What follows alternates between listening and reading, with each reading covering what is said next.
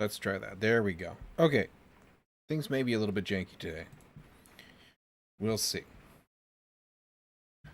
As I have moved to a different computer. So everything is a little bit out of sorts, basically. Tried to get everything set up, but I forgot one thing. But I think we'll be okay to kind of push through.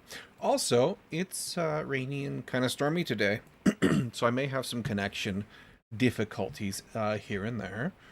There's just not a whole lot I can do about it, but we will persevere until it becomes a bad experience. So, let me make sure you look okay. And you look okay.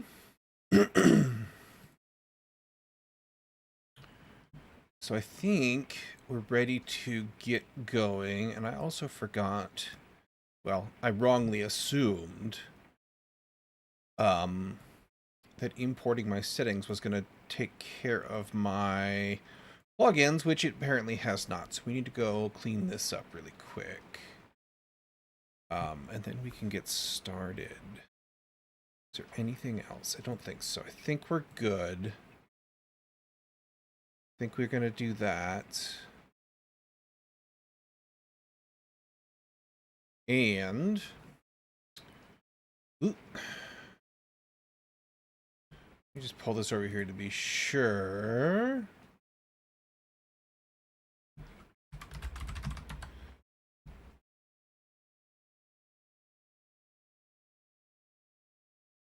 Yeah, okay.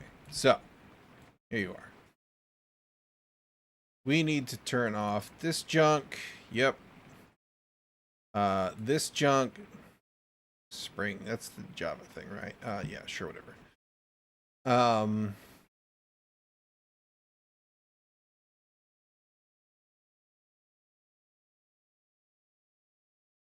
This is fine. I don't really need it, but I don't care that it's there. I don't think I need it anyway. Ultimate subscription. What? Okay, I don't speak either of those languages. I don't need that. Is this thing... I wonder if it didn't pick up my...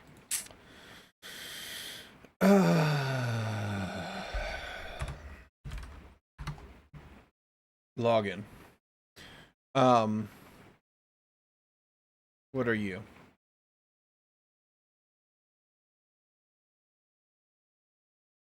Okay. That seems alright.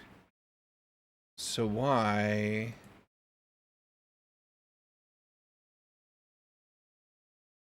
sure, that can stay. That's fine. I just want the... all the AI trash out of here.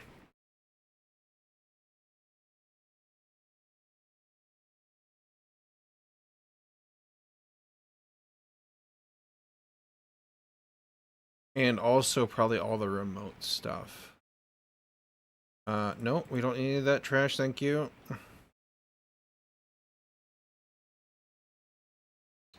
That can probably stay. I don't need any of this stuff, and I would be happy to not have anything that wants to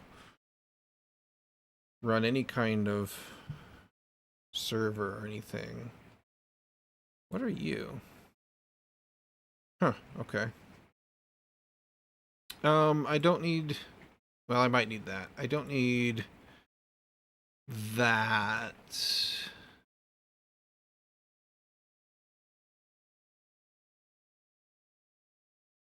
I'll leave that in there. The rest can stay.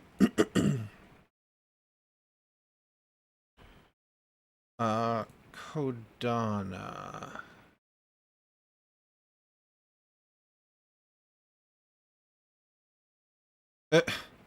Wow. Okay.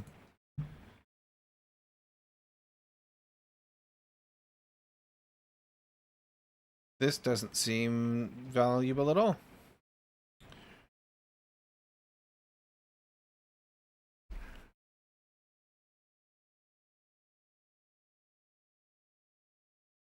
Looks like a bunch of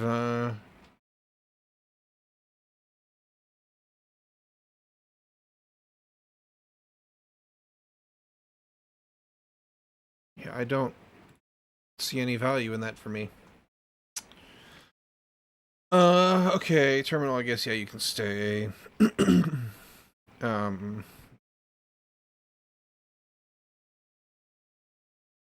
I don't need this, but maybe we could integrate that maybe at some point. See if it'll connect to stuff. We'll leave it. That's fine. Sure. I think everything else is fine here. Wait, hang on. Okay, sure, that you can stay.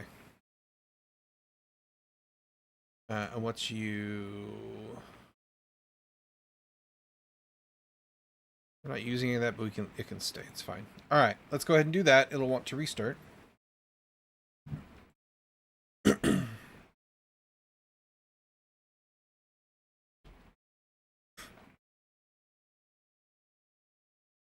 And I want to...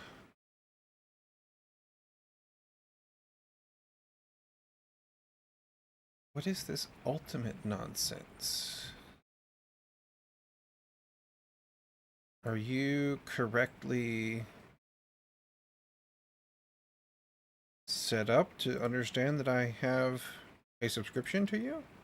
A license? A real boy?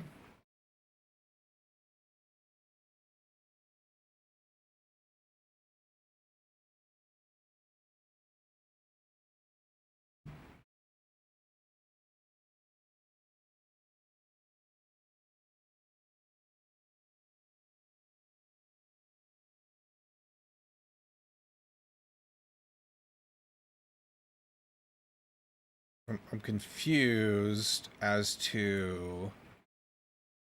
Let's get this open over here.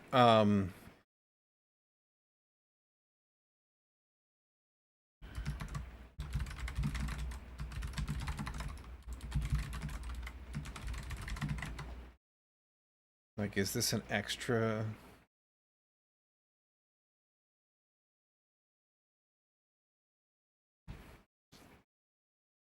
Let me see.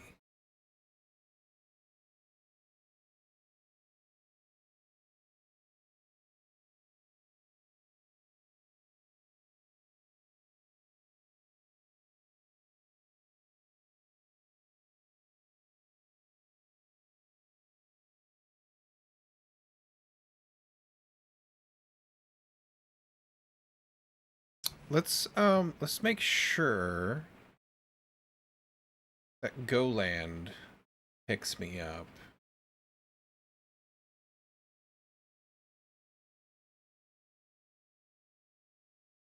If I was to open this project...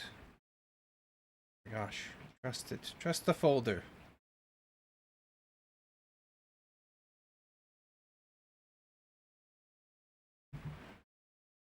So you're not nagging me. Oh, that's a... That's funny. Okay. So why is IntelliJ bugging me about unlocking things?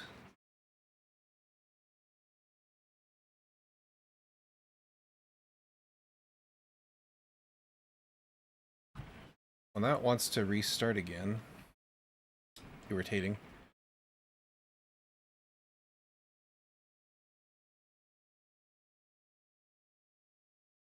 And... Did it just turn on the things that I turned off?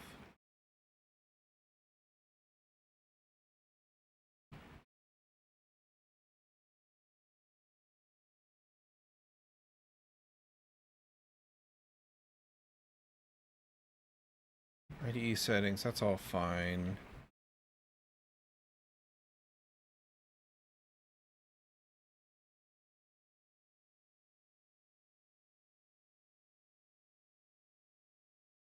You did, you dog.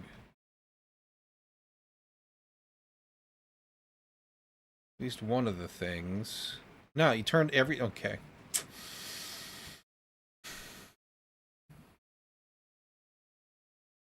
this sync feature, I was hesitant to use it, but I thought maybe I'll just give it a try.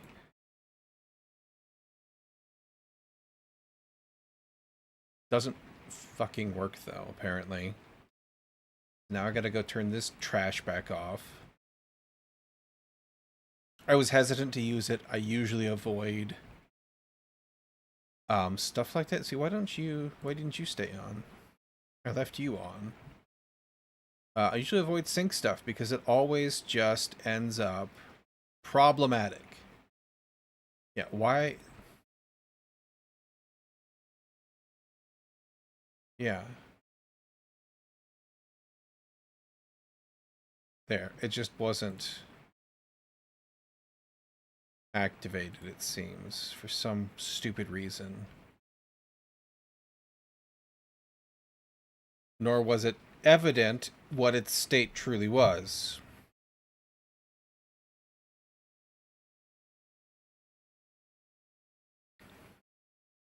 Okay. So we got remote interpreter. I don't care. Go away.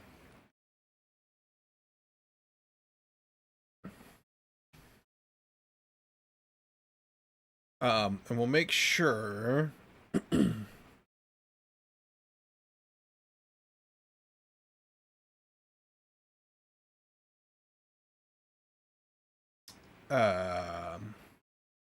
okay, sure.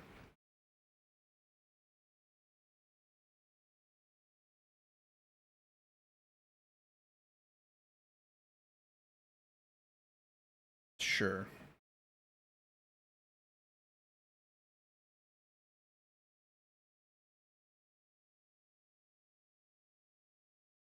I think we're okay now.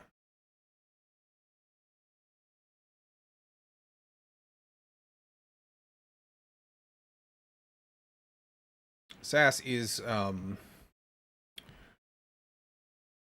I guess that's Hugo, that's not Flutter.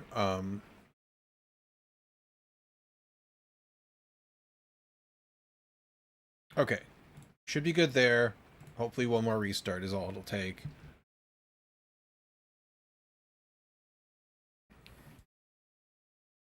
Alright. Now, let's get back to what we were working on. Oh, you don't...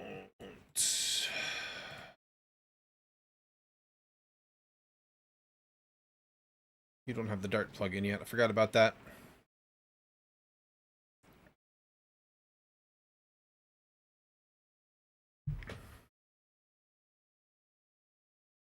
You do exist, though. I installed you, and I put you...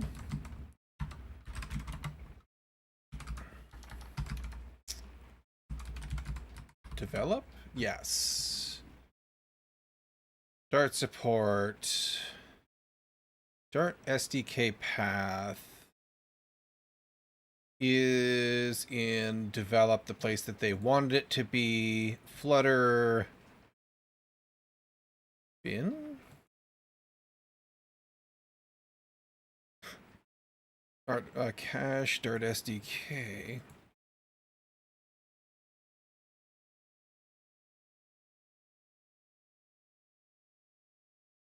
Following modules, editor. Okay. How do we feel? It's a little weird that it's in the cache, but go with it. Oh yeah, we do need to do that.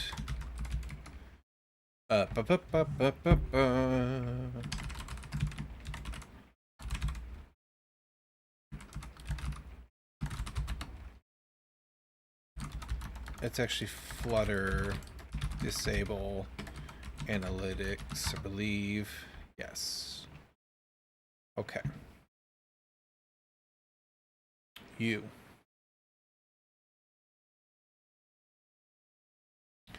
I need to... Oop.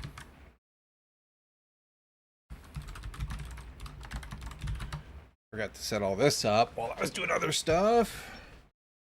Okay. Now you're happy. Okay, fantastic. There. Why do I not have... I totally forgot about this, that it wasn't just bundled up in there.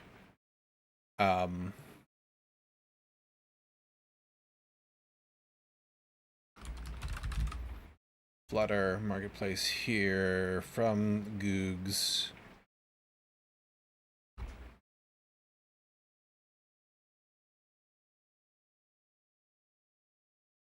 And the rest of this is just randos, and I don't want that. Okay, restart.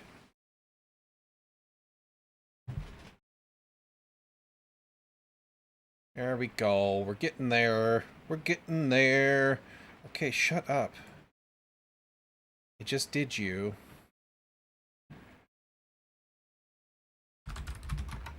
What is it? That? Yes, we'll do it again, just to be sure. Okay, we're downloading? What are we downloading? I don't know. The pop-up won't stay. Okay. This works now. That's lovely. Let's see here. We need to make this a little bit bigger. Otherwise, people will complain that they can't see.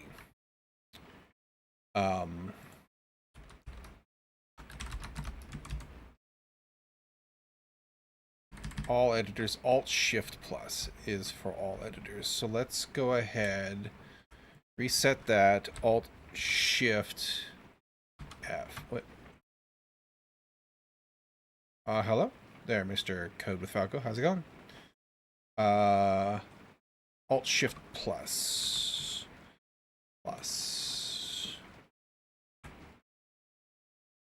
That's not...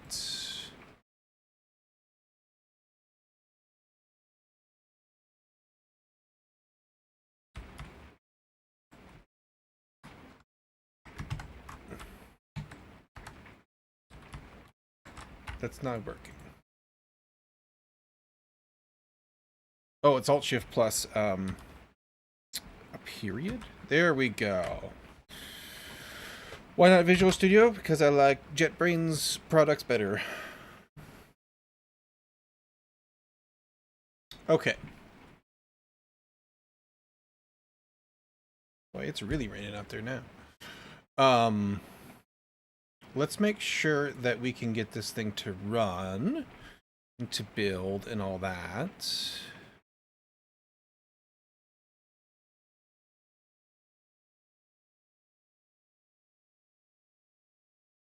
Yes, I know. Thank you. All right. So, now. Back on track with our stuff. Okay, so we had everything working to get the map connections correctly building and putting things in here, and life was looking pretty good. But we don't have the ability. We got tags. That's what we're working on. We don't have the ability to edit these just yet. Yeah, you're overflowing because you're just a placeholder. We need to fix that up.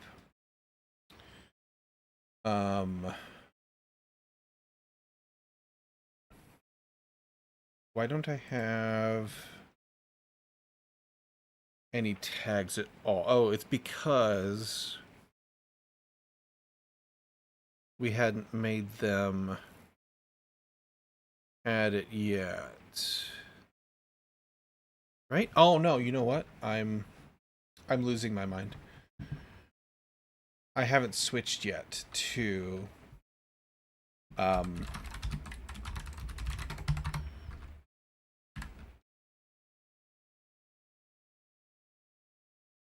on main still.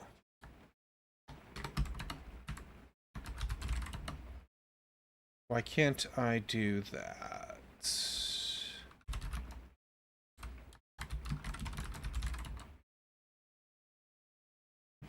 Am I forgetting?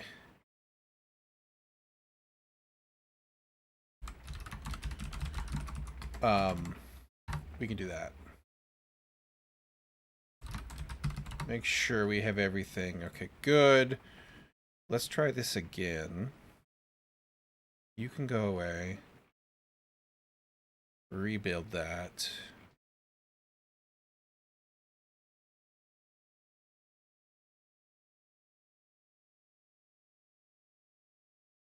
There we go. Now we have our tags placeholder in there. This is east, that's east, this is west, that's west. Okay, perfect. We do need to make this a better display. And we need to add the ability to remove them.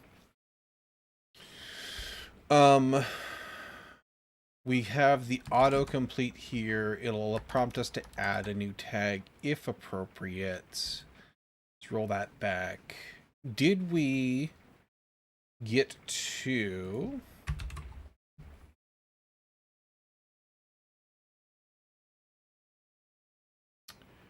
adding the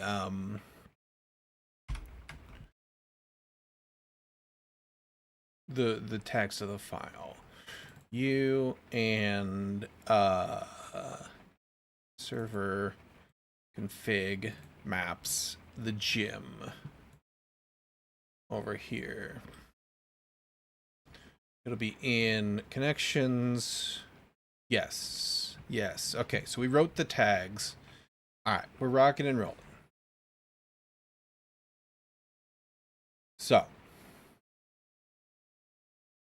we need to support making sure that they are in place, because if we're allowed to delete them, or we can say that if it's a cardinal, you're not allowed to delete it.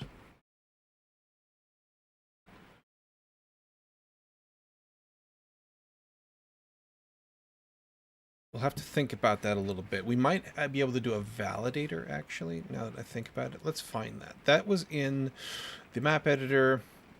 Template... No, not template bar. The other one. Tile data sidebar. Connection tile form view. That's not you. It's the form itself. Let's go ahead and scoot you over here.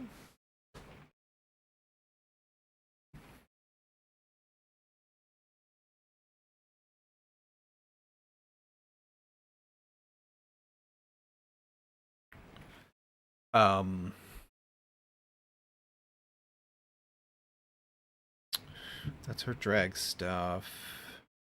Hang on. We put our tags down here in a widget, not an ID widget. Hang on here.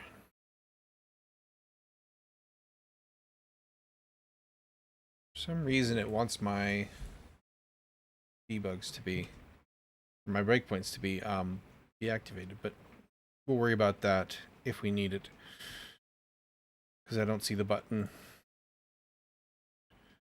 Tag widget.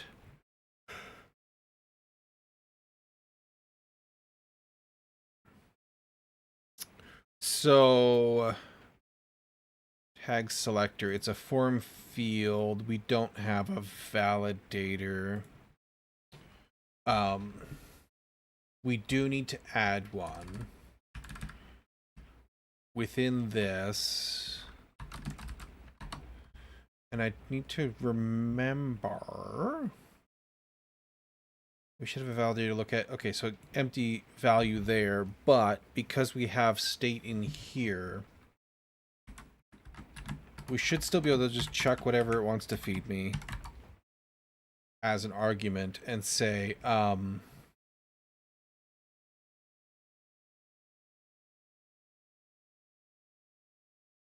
we need to return a null or a string. So we can just grab that really quick. It won't be text controller though. It'll be our current tags.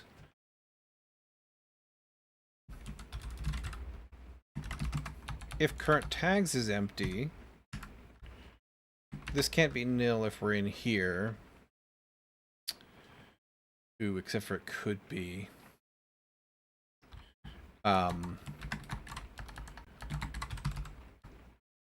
Actually, we could do, if it's null, or it's not null but it's empty, we can say connections must have at least one tag. That'll help that.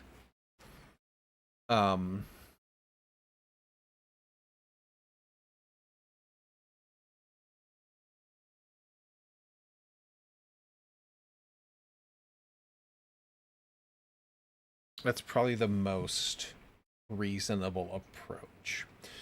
As for deleting them, instead of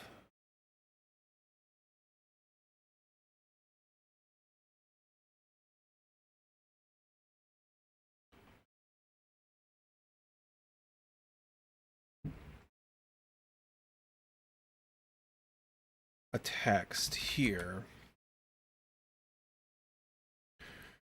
we could look at, and I need some docs here.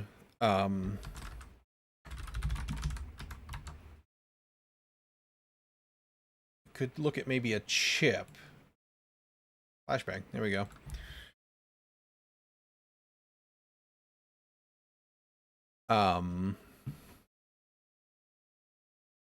Doesn't give me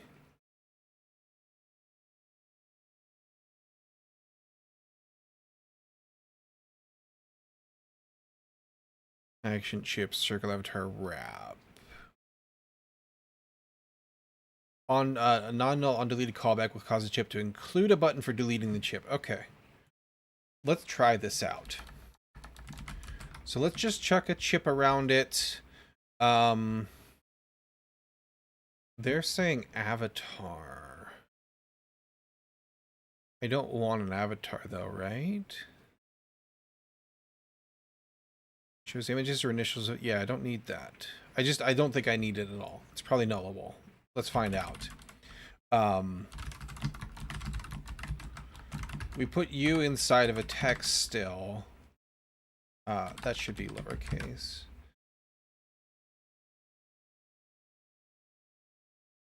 Oh, you can't be const because that's, yeah, okay, that's fine.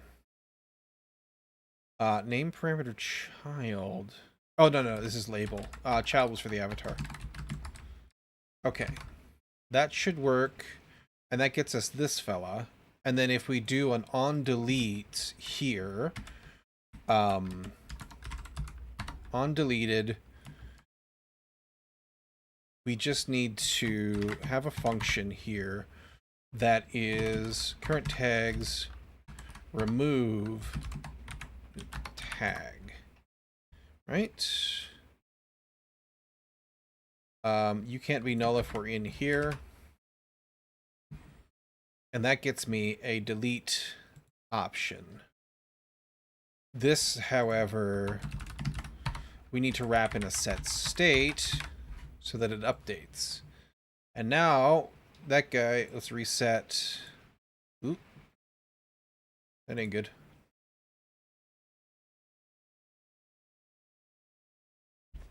He has been permanently removed. Why did that happen? Current tags.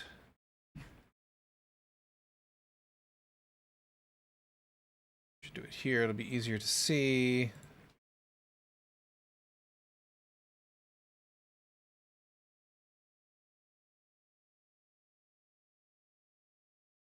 Doesn't recover from that.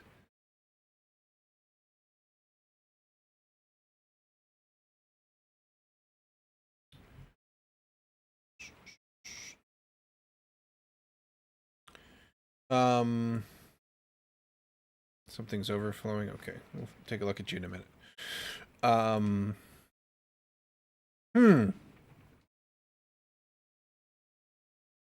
You're not. Shut up. You're not overflowing right now.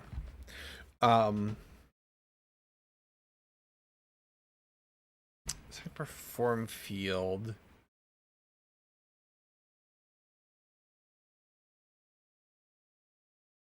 The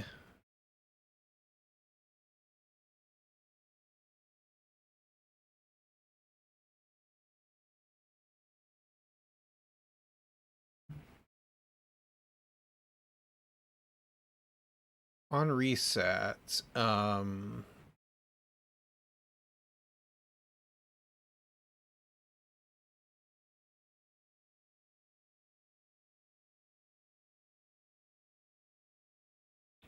tag control. Tag list is tag controller tags. Current tags is widget tags. That's my tag list.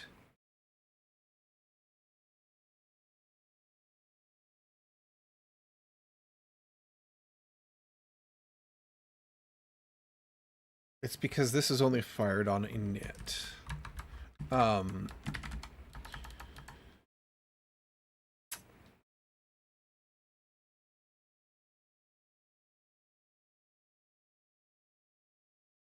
We could value key the tag. I don't necessarily want to do that, though.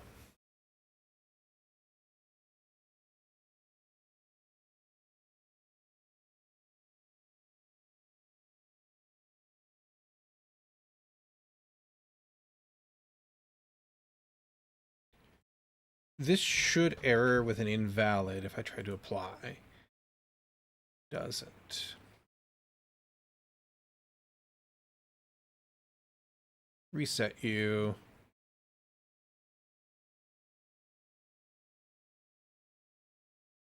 Okay, so that's not working.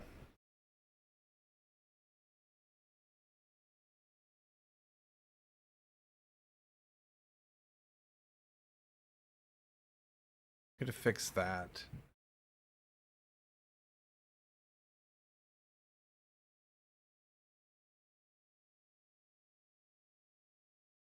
Validator. These other guys, like I was trying to take that out. That would get set.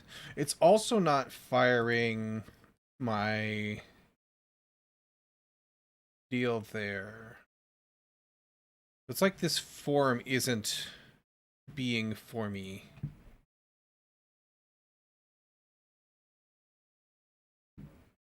Form field list string. Because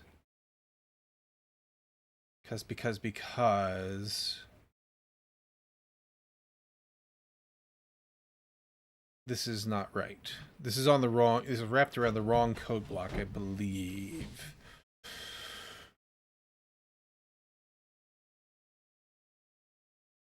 This should be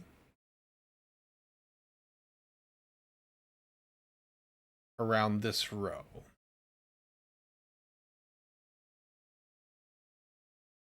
Let's do that. I believe. And then we need to do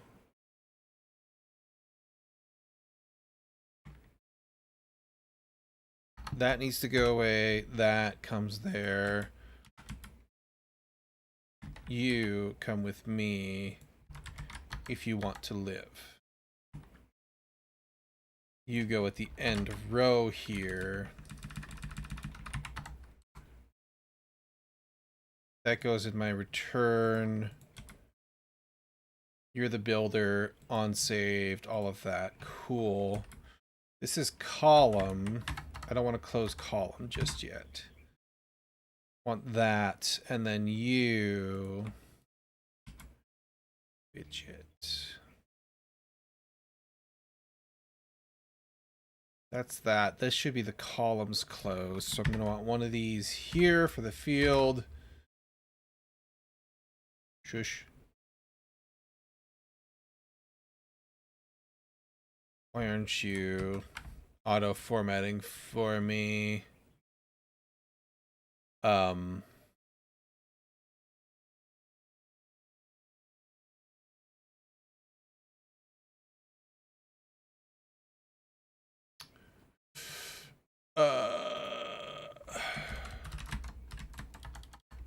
Actions on save, reformat code, optimize imports.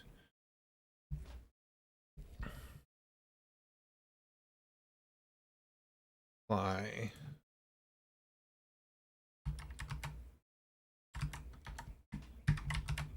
There we go. All right, you shut up with your console spam. So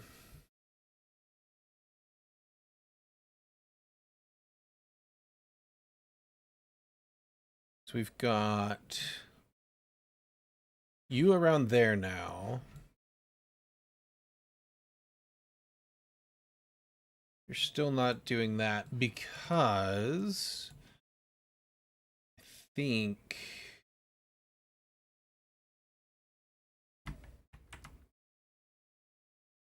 I don't want that, I don't think. Annoying. What does it think is overflowing? You're overflowing. The exit description, the headers.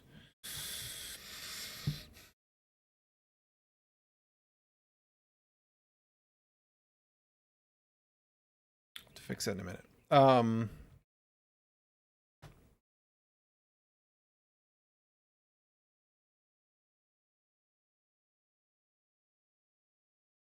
You are list of chips.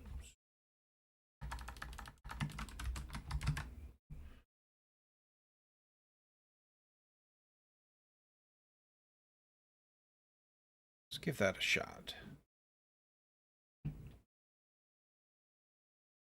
You still don't error for me.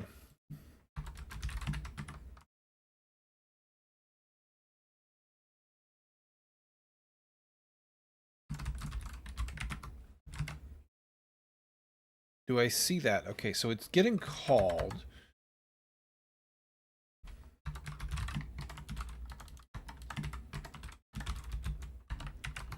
What happens if I print the current tags? It's empty.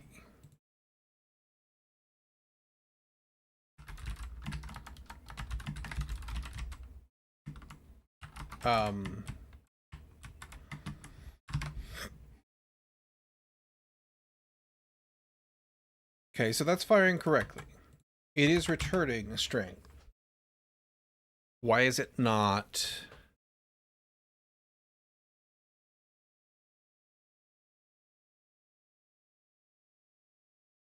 Unsaved. The form field.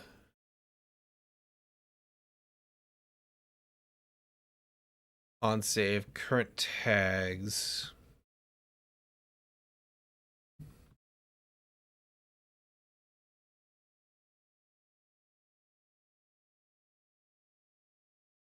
Was there something else I had to do that I'm forgetting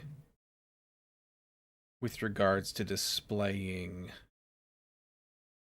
Yeah, oh, the ers.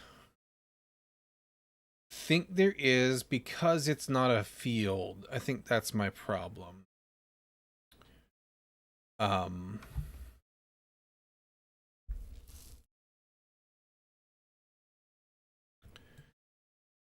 If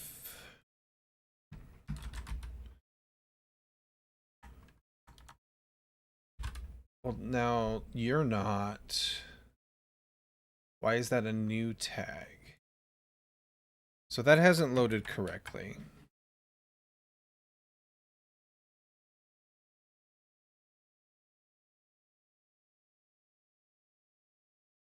Why has that not loaded correctly?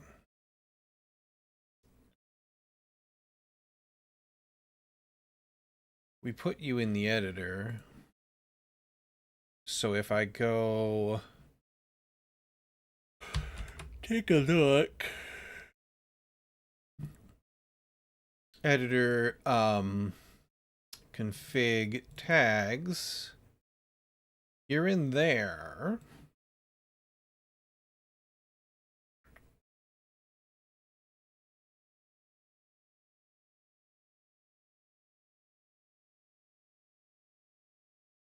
Unchanged. This is the wrong one, right? This is text editing. Error text. is there. Okay, so we probably have to do that ourselves.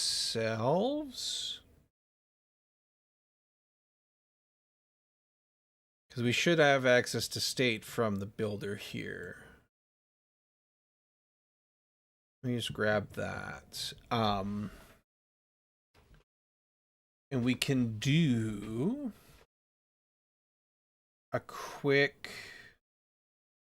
test here. So we're still within our column. So we can do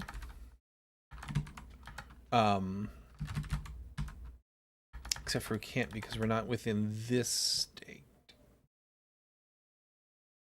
We would have to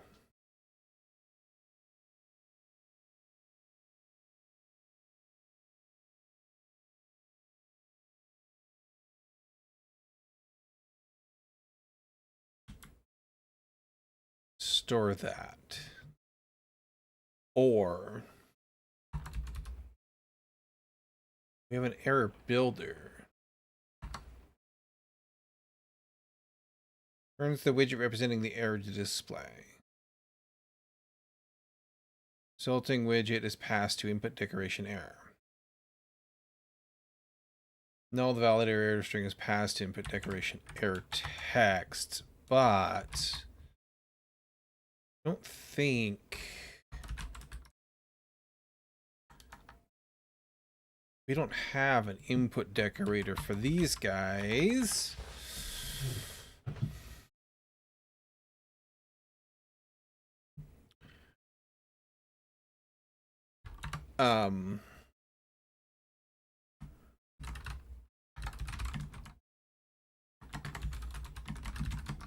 We'd have to do this. And then we could do within our widget still though.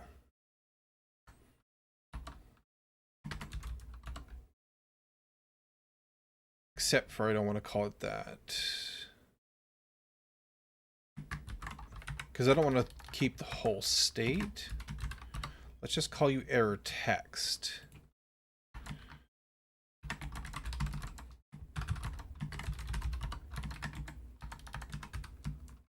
Is not empty.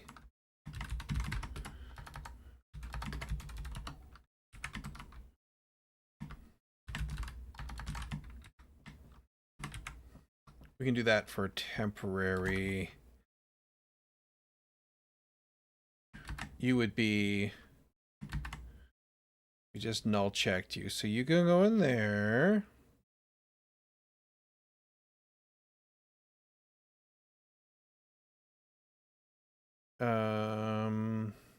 That's outside of form field.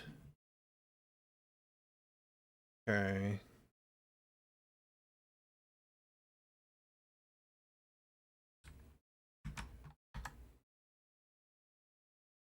Okay, there we go. And then you state error text. Need one more of those.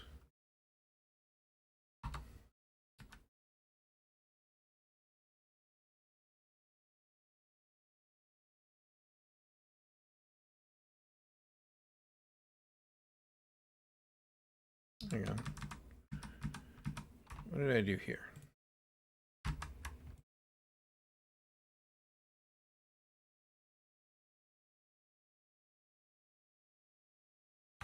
There we go. That's what I accidentally killed.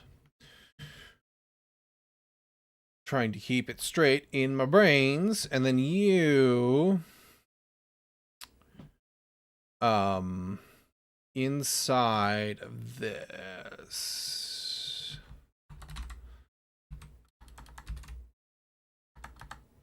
Wait. What was the...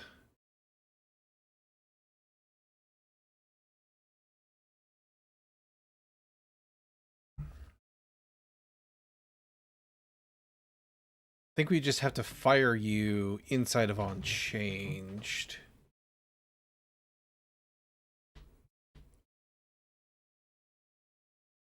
Or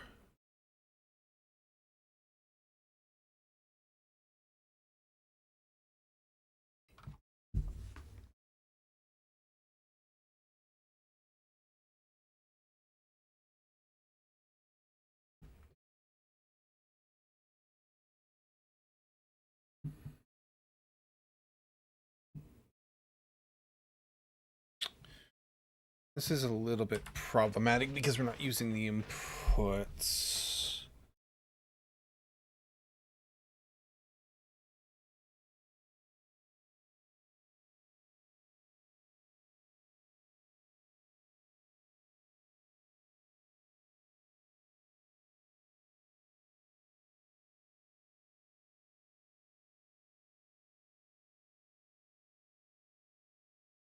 Can I wrap the whole thing in this?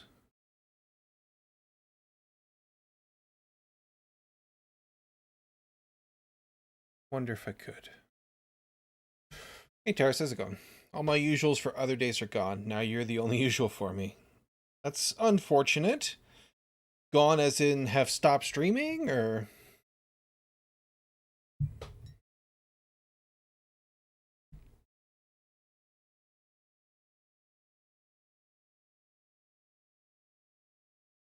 I hope so. Okay. Well, I guess that's probably the better alternative, right? Um,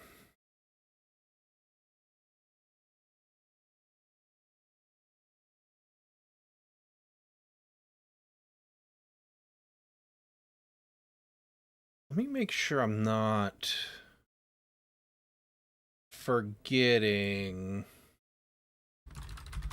Um,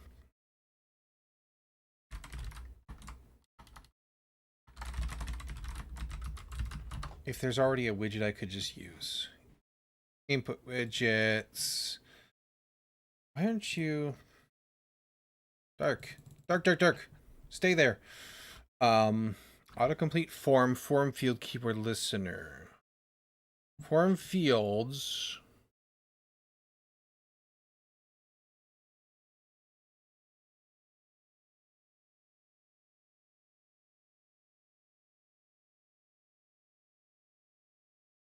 I was hoping they'd give me a breakdown of ones.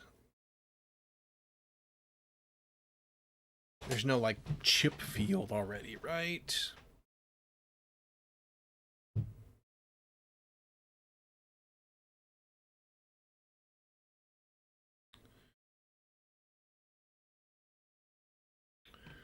Implementers. Text form field.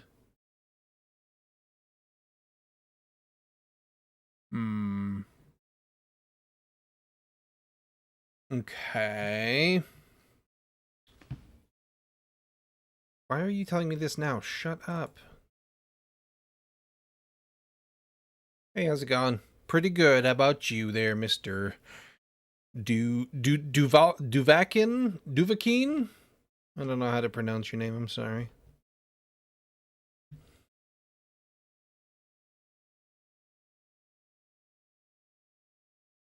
Are you the Dragonborn?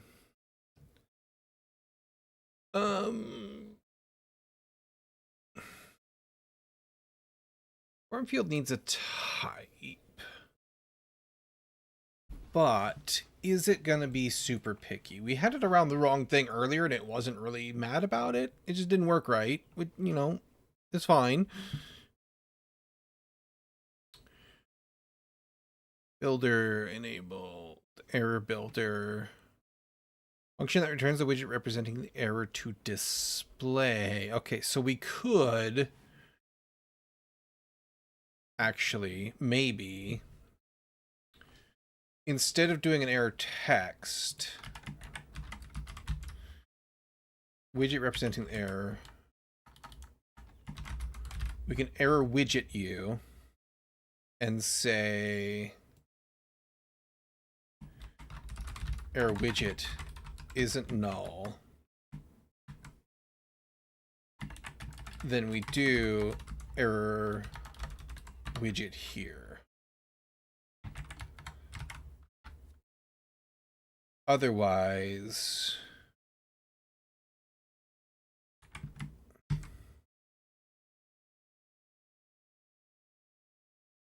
sure.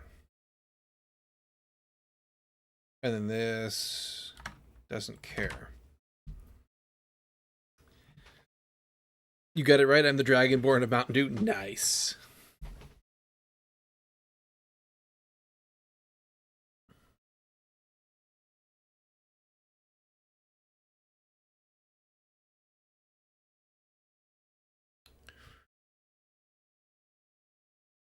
Okay. And then we have inside of here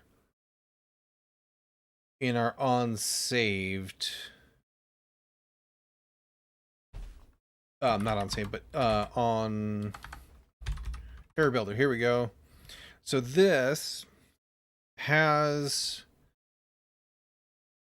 a build context and a string and an error builder. So theoretically,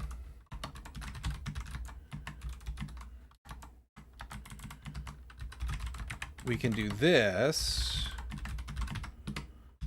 like so to make sure that I'm not crazy. Let's see. I'm doing all right. How do you find Go language documentation, as in understandability? Usually really good.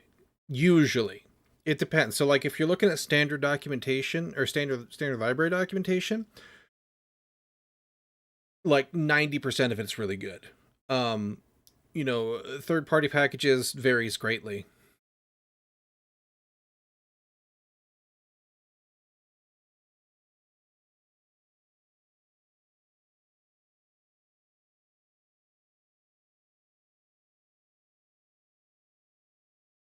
In fact, I just complained about it with regards to the JWT or JOT token package that is kind of like the standard package. It's not in the standard library, but it's the one everybody uses, and its docs are really bad.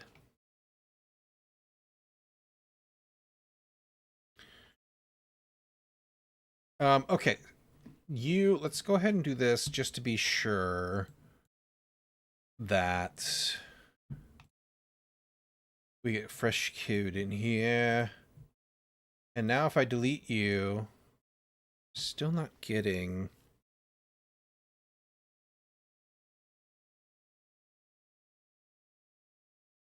Wonder...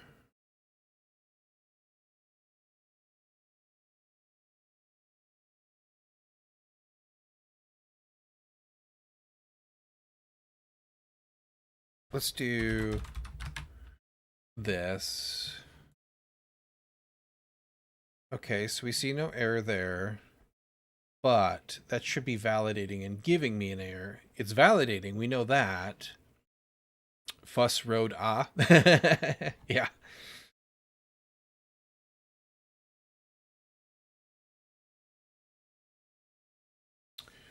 GWT docs hard to understand or just missing a lot of info, or both? Kind of both. So we can pull them up. I can remember the name of the package. I think it's you. I think it's just this. So their examples assume that you're doing both sides of the process, right? Which is a little bit of a suspicious, assumption, or a shaky assumption, I guess you might say. But also, okay, so we got our post form. Okay, yeah. Read the token out of the response body. Trim the space. Parse with claims. So they've just given an empty claim example here. It's not clear how this works to me at a glance, right? They have a callback in here that, okay, but like, where did this come from, right?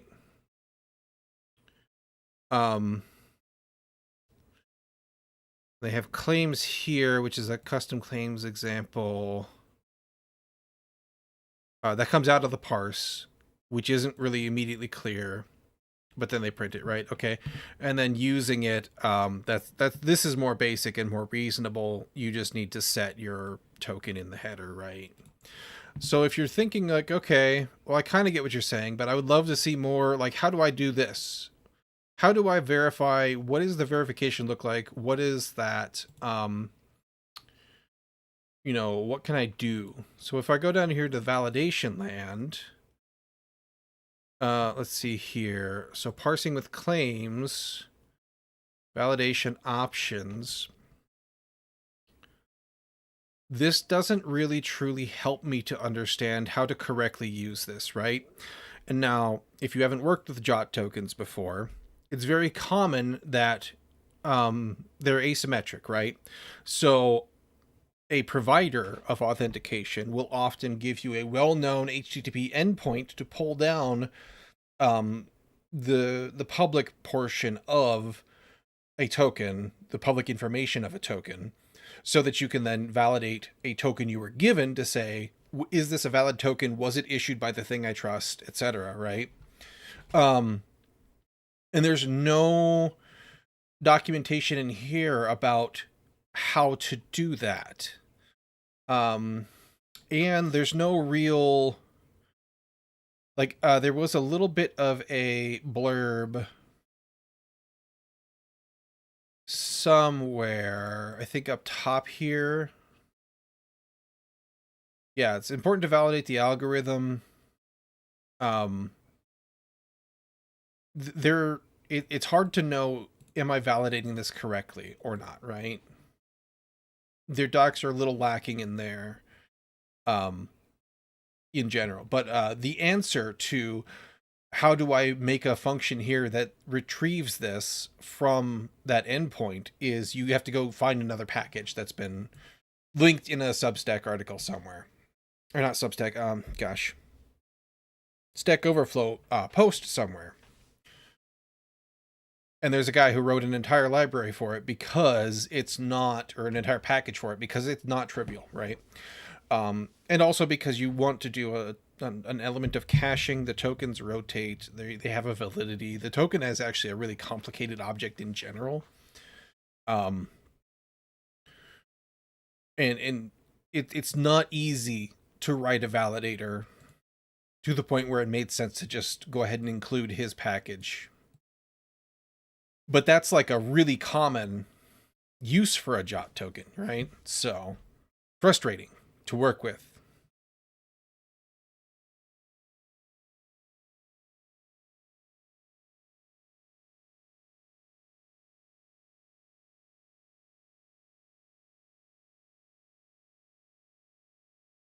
Okay. What was that? Yes, form fields.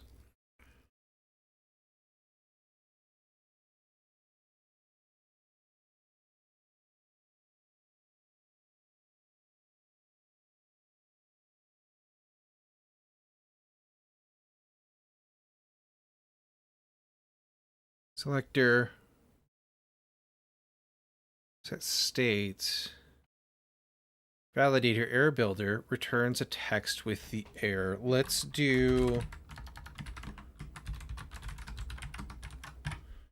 oh, that's why. Duh. I'm stupid. I don't need to return it. I do. I do need to return it for the sake of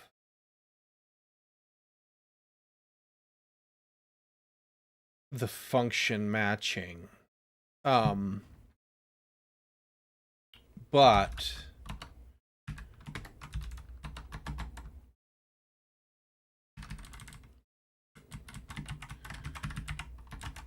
I need this. Can I actually return null here? No, it's not a nullable widget.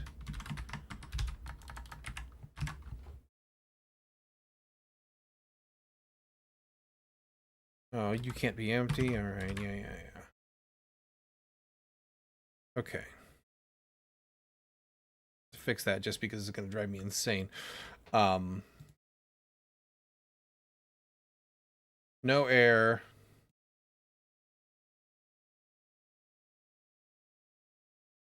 Make sure. Okay.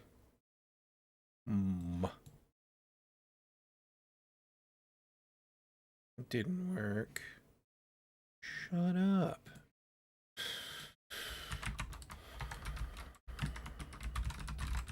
Building error. Let's see if we see that when I hit apply. Don't see that. Interesting. Turns the widget representing error to display. Pass the form field validator error string as input. Resolving widget is passed to input decoration error. If null, the validator error string is passed to input decoration error text.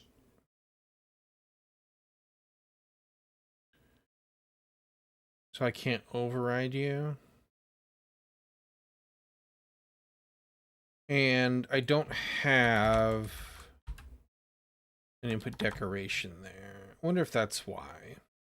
It has nothing to pass to, perhaps? That was kind of a janky way to go about it, but, you know. The other thing we can do is we could try doing it here as well. Set state.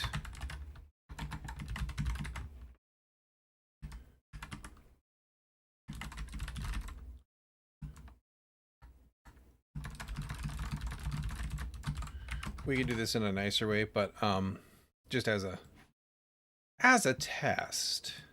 Okay, so we can do that. That'll work. I would like to be a little less janky about it.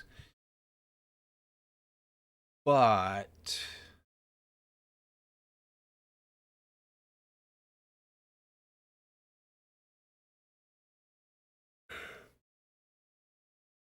in the absence of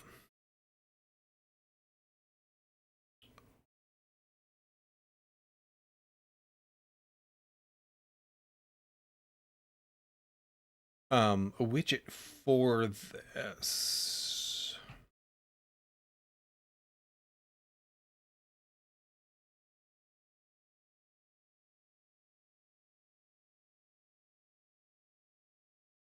Error builder, form field error builder.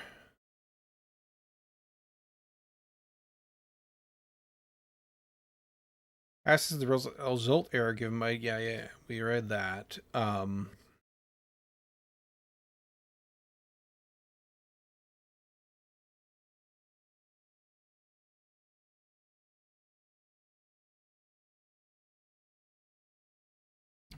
You also don't have that working.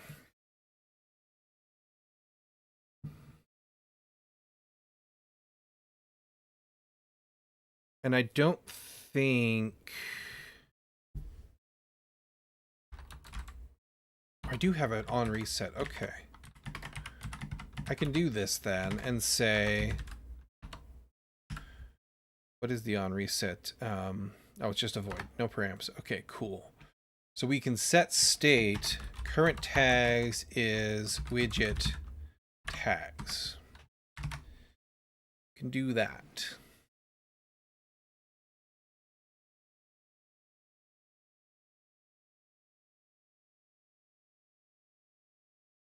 If that's not working, is it because I need to do this? Get nice fresh data in here that hasn't been all mangled. If I delete south, must have at least one tag. Yeah, that's not resetting.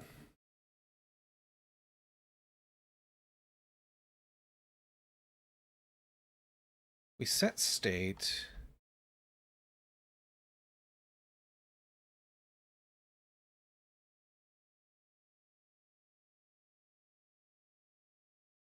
We didn't. Oh, we didn't check.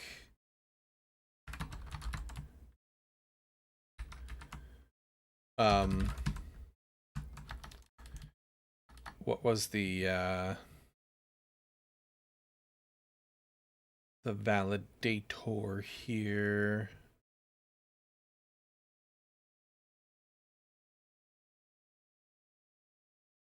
It's on save.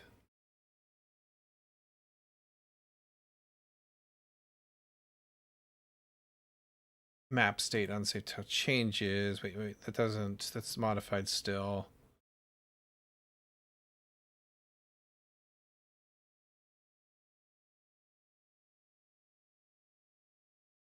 It would be in the text. That'd be an example we could look at. Text widget state.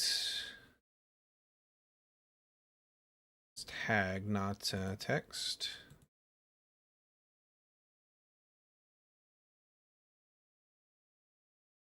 Text field, text field, text field. No, we do that. We didn't do... Okay. I need to look up... My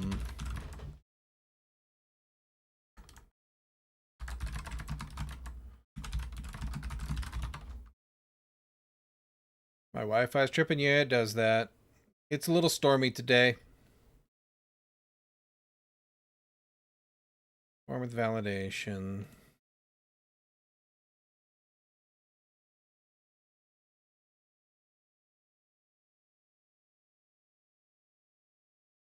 Let's see here. Validator. The submit needs to check. It's in state or form key current state validate. Okay, there we go. Well, that should be handled though.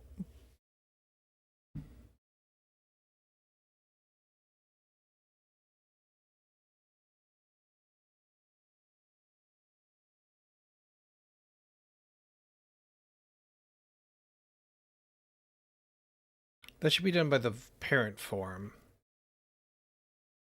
So we wouldn't do it here. That's why we didn't do it up here. So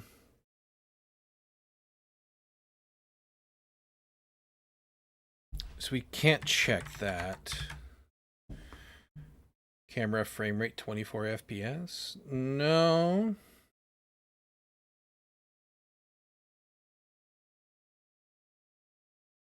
Hang on. Let's take a look. Let's see what's going on. I've got 5% drop frames right now. Take a peek.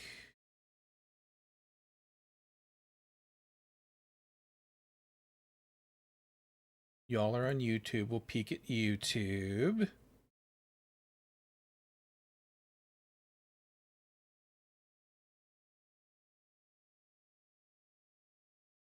Let's see here.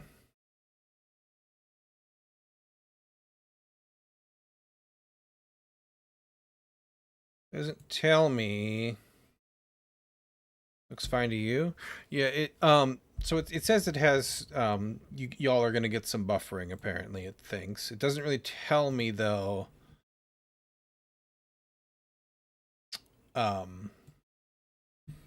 Like that's all it gives me for analytics for that. Which is not tremendously helpful. See if I can get no. I'm gonna get viewing analytics. I can't get health analytics. Hey, thanks for follow. Appreciate that.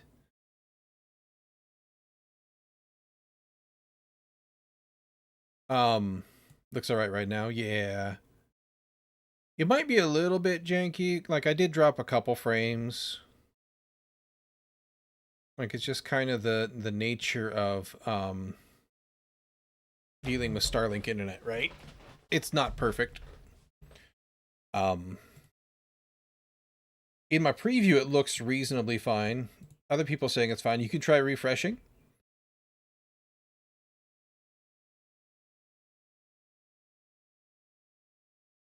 But yeah.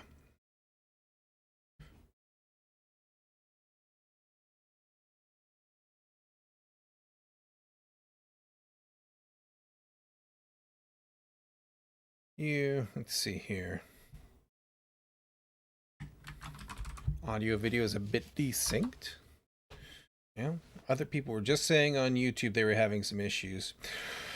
You can try refreshing. I contacted my ISP. Yeah, it was an exercise in frustration.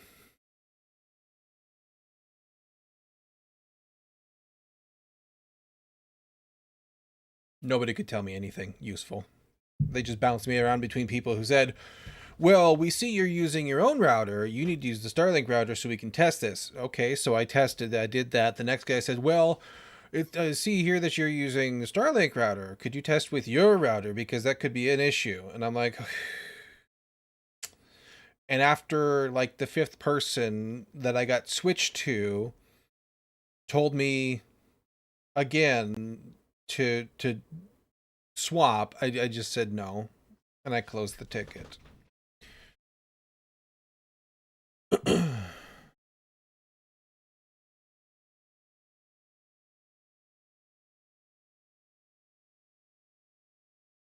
All right.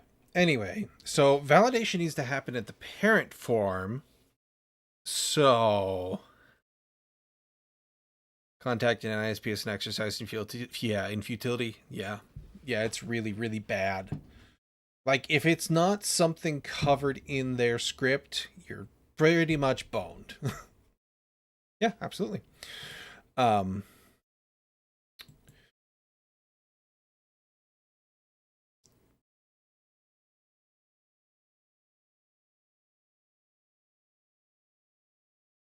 I don't have a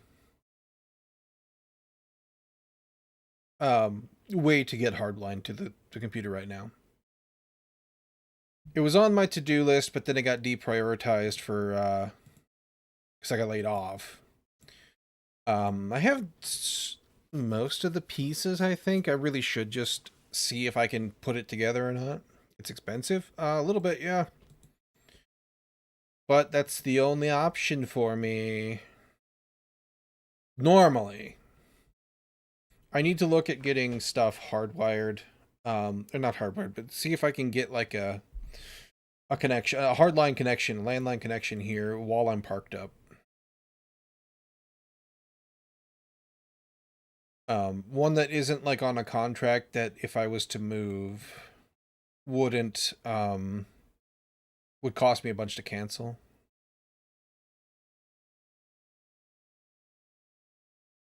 Everyone loves making mud pies. Maybe so. Maybe so.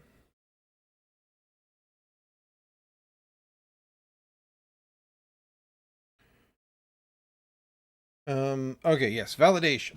So we're letting the parent form do the validation. So if it has an error, as long as we're displaying it, that should be okay. What is... let's clean this up before we forget. We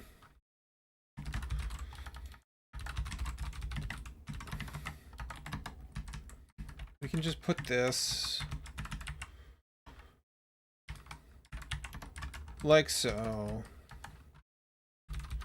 Use it there, and then also return it. Because the validator needs to return that to tell it it's not valid. On reset, let's print that really quick just to be sure.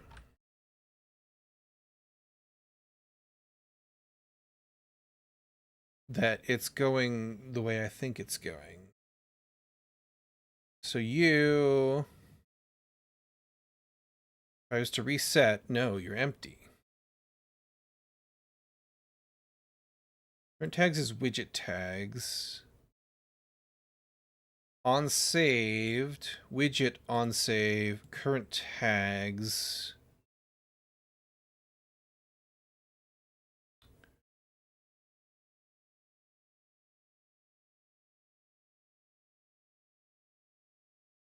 But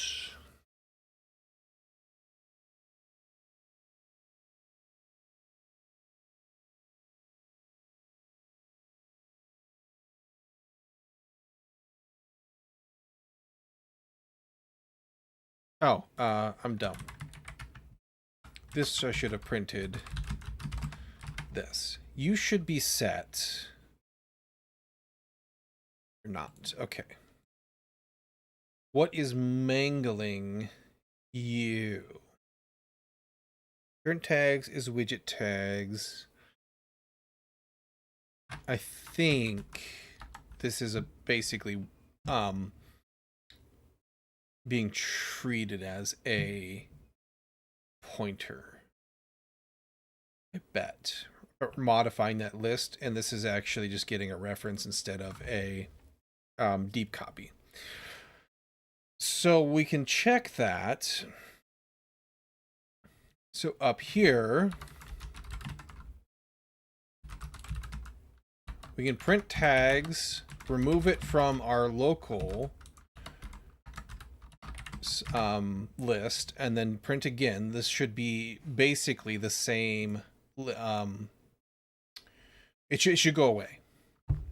The output should be that it goes away. So here we go back, we reset the map. Yes, okay, that's exactly what's happening.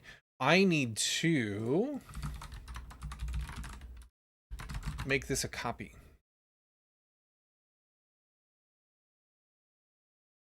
And I don't think... Yeah, okay. Not you. You... Reset that. This needs to be like this. That's backwards though in Dart. No? Oh, it's because you might be null.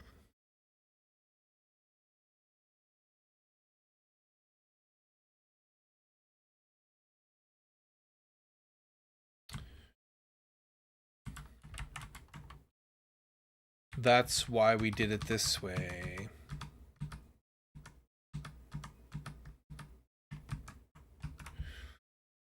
Is Tokyo Spliff still making his engine? I don't know who that is. Oh, you were asking somebody else. I see.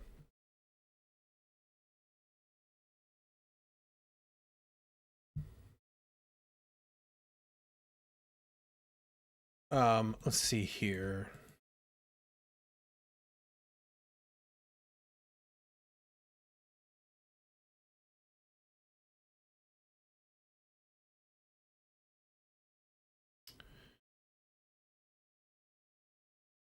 If we say you're not allowed to be null,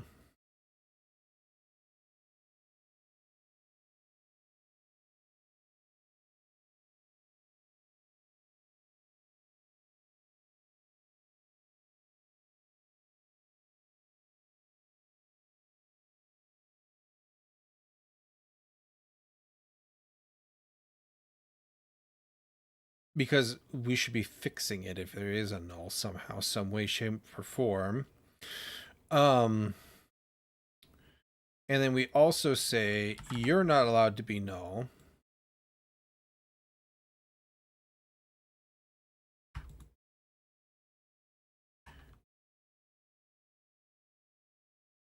You're allowed to be null because of the file.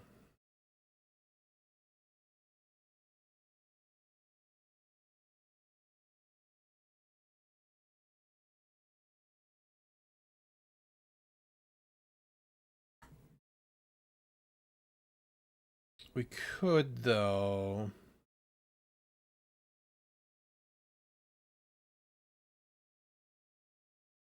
Dot tags. It's because of this as well. It's because of our constructor. Because it either has to be a constant, in which case we can't modify it, or it has to be nullable. So we need to allow that to be null. Which is why this is allowed to be null. But this can't be null. So I guess we're just going to have to say...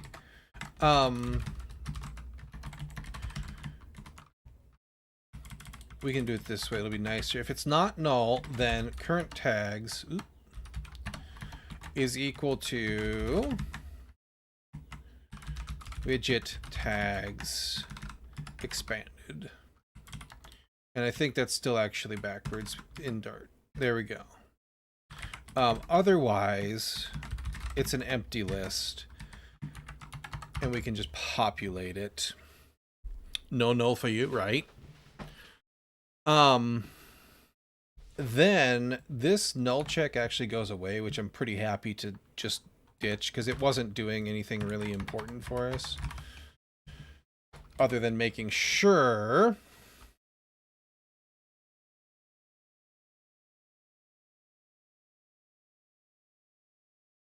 and then we'd have to do the same.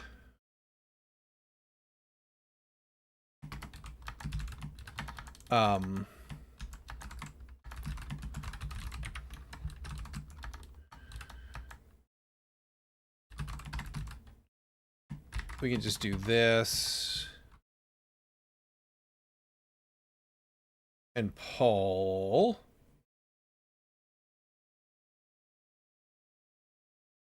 Go too far. You.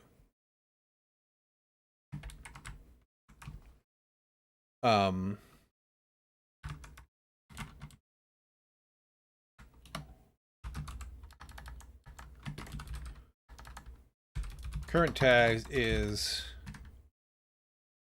get current tag.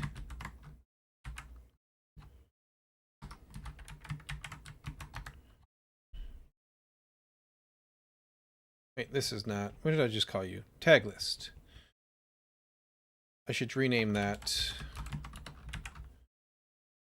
to get tag list, like so. Hello, show me your mud. I can't right now because everything is in the process of being built.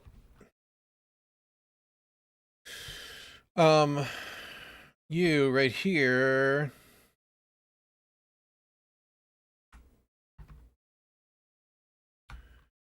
I can do that. Can I do a return and ternary? Probably not. Okay.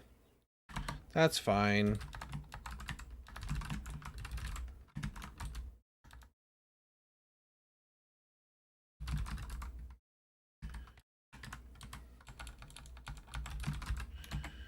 I can do this. Otherwise, result is this. Actually, I could just do...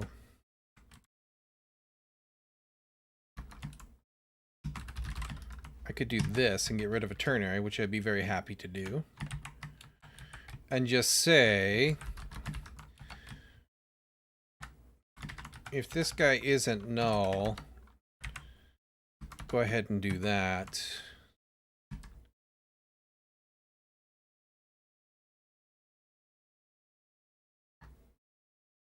Helps if you include the equal sign. And I got one too many squirrely braces now, so I could do that. Then I can do the same thing in here. Get tag list. That way I don't have to check for everything multiple times over. Oh, hello. How muddy will your mud be? Will there be near frozen mud too? Or sandy mud? Switch to German for a moment. No, well, we haven't done biomes yet, so we don't know how muddy the mud will be. How muddy would the mud be in your mud if the muddy in the mud was muddy?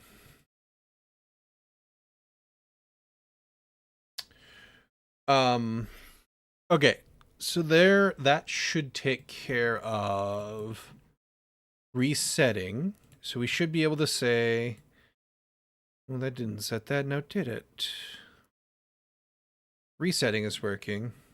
Oh, it's because I never submitted it. There we go. Connections must have at least one tag. So we need to style that as an error. What mud? Mud.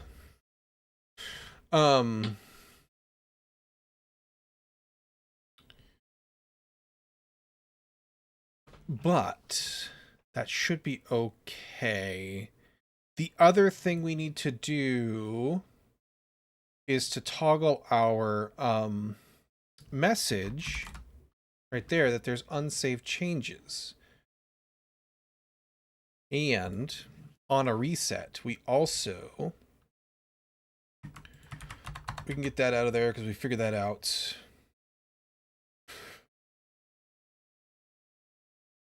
Get that and that out of there. This is no longer needed. Nor is that.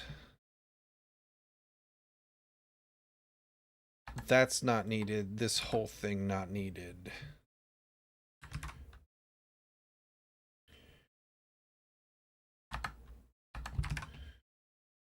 Okay. And then on our reset, we also need to say our error widget is null.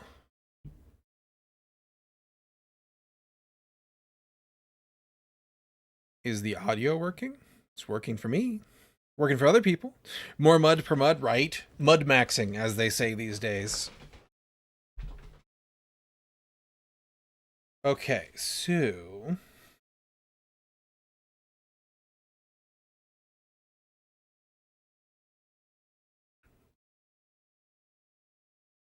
unsaved is that. We've got our validator in there. We set our widget manually.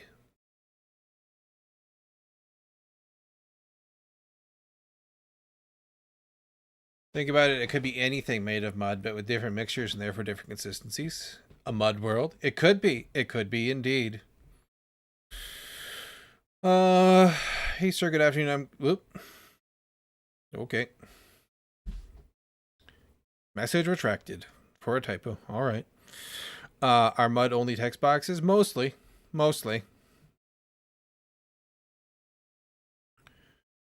Okay, so we need to style this guy up. That works now. We also don't want this to be wiggly. So right now, we have no error in the case of nothing.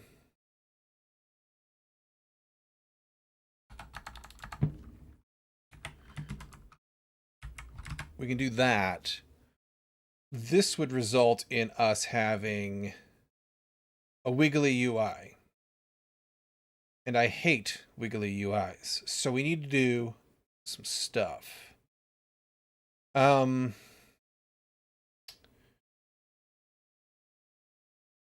This wiggle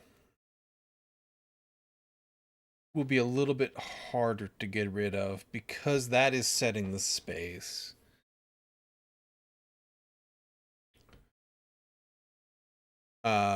So no mud UI, so solid UI? I don't know what you mean by solid UI.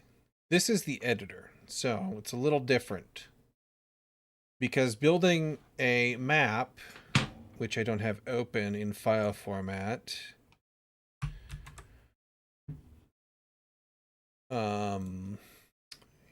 go server config maps, building the whole thing. Yes, indeed. So editing this by hand would suck. So we're making a GUI around building maps. This editor also handles things like status effects. Yes, we can discard changes. That's fine. So that you can fill in and make things for the game without editing JSON by hand. It would be a little bit less painful to do status effects because they're simpler, but you'd still have to look up IDs for stuff and all that. So instead of that, let's do it nice, right? The client, we can launch the client, but you can't really see much in the client. We can take a break. Let's take a break. Let's just do this because ooh, you know what? I don't have my database running. You have the game interface, that's the ID. No, it's a map editor. It's an editor. It's not an IDE. An IDE is a code editor. We need to, hang on. I don't have a database set up. I forgot. Oh, that's not. I need this. All right, let's see here. We need a container.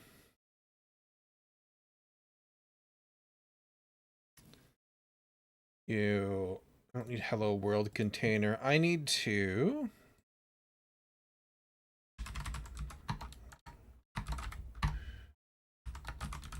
get open this because I need to look at what the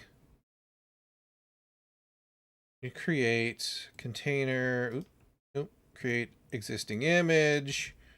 You need to be Docker IO.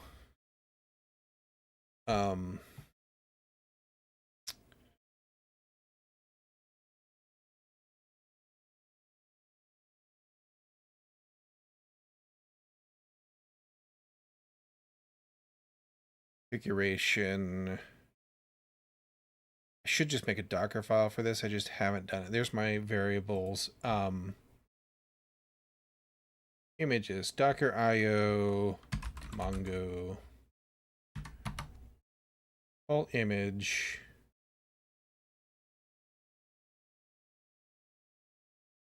Do I use AI? Nope.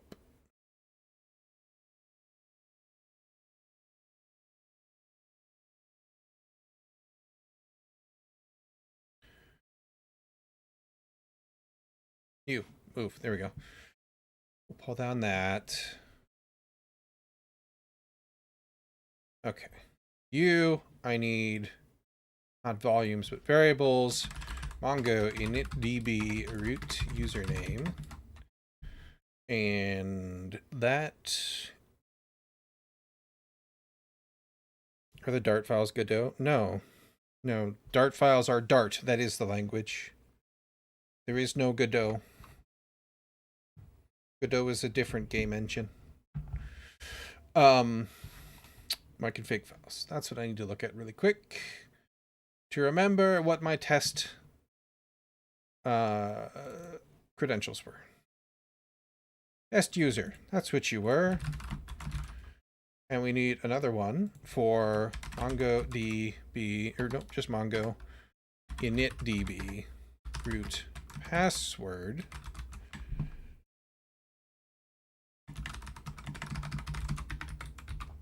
There we go.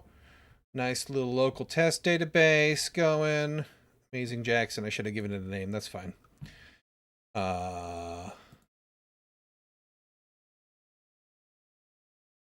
Missing initdb. I must have typoed something. Hang on. Hey, thanks for the follow. Appreciate that.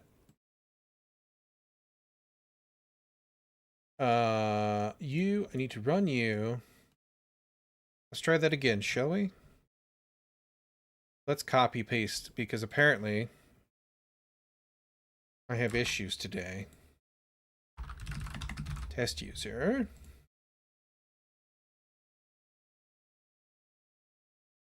And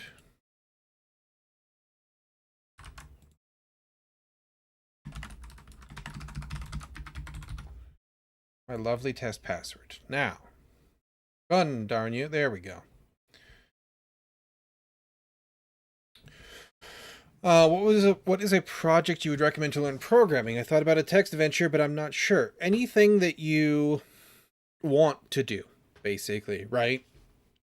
So it's good to limit yourself to a degree in the fact that like you don't want to make an MMO, RPG for your first coding project ever. That's going to be frustration. But the main thing is that you want your...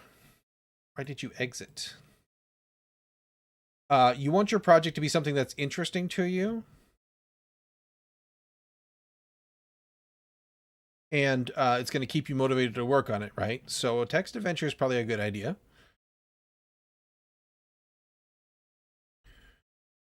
You want to kind of find that sweet spot between something that you can tackle, but is going to push you to learn stuff, right? Do I just need to restart you? Do I even have Compass yet? I don't. Deeply annoying. Okay. Well, hang on. I thought I was ready to go on this computer, but clearly not. Let's see if the server will launch up and talk to that database now for us really quick.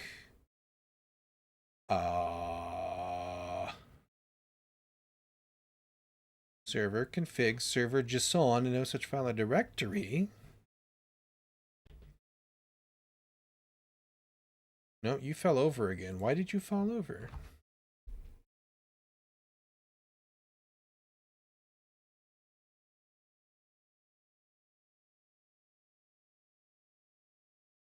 Is their latest container broken? Is that my problem?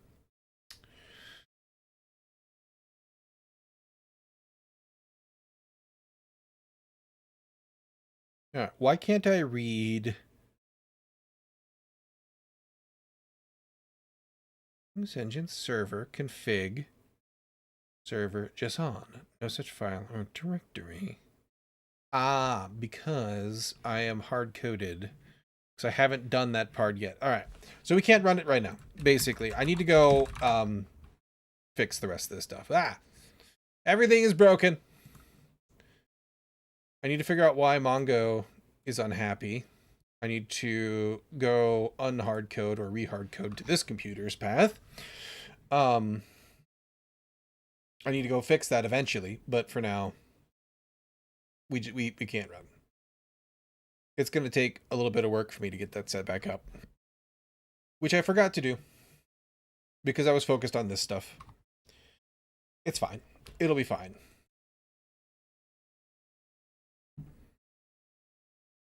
I'll have to go figure out why Mongo's broken and unhappy. I will need to install Compass and all the other crap. But for now, how to create patience or motivation when you're surrounded by AI slop news and devs getting fired. So motivation is a lie, right? Motivation doesn't matter at all, and you can't let it matter.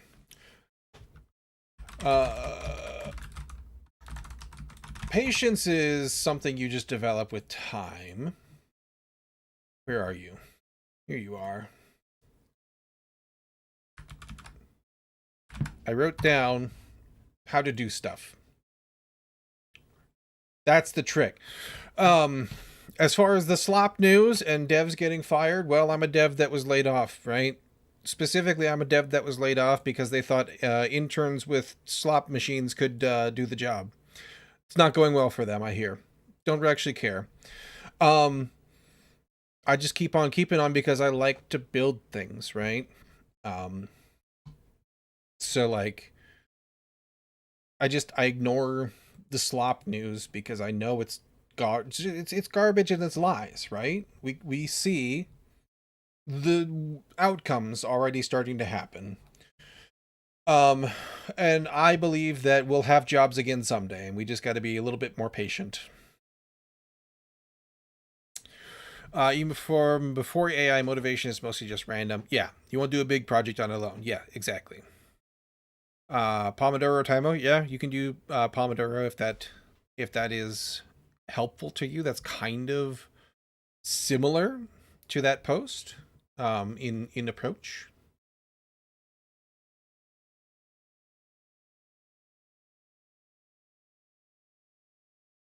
And some days you'll find that motivation and you'll work longer, and other days you will just like struggle bus through your bare minimum, and that's fine, right?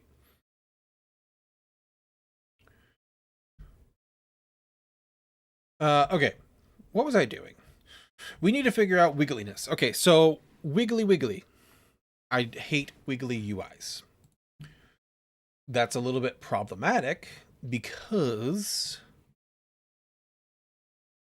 in my connections, my tags,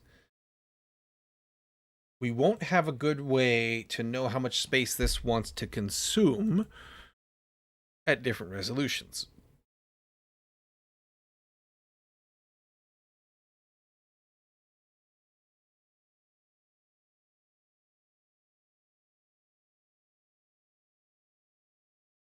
But because you need to have at least one,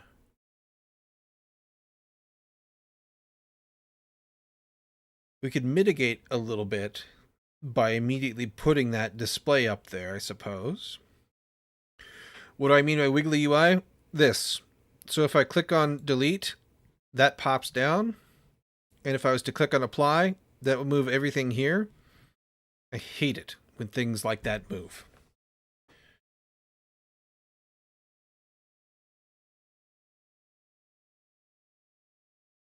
It's less problematic in a desktop application, but on a web especially, like how many times have you been loading something, the page looks loaded, you go to click here, and it pops down and there's a button here you just clicked by accident because it took a second for that to load.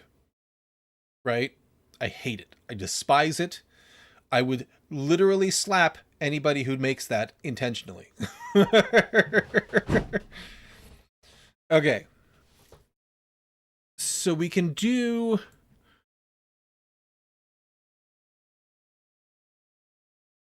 Well, it's still going to wiggle, though, if we do that. I don't want to block you from completely removing the last one, because if you're like, this shouldn't be south, it should be portal or something, right? I don't want that flow to suck. I might be willing to accept a little bit of wiggle there, but for the error editor stuff...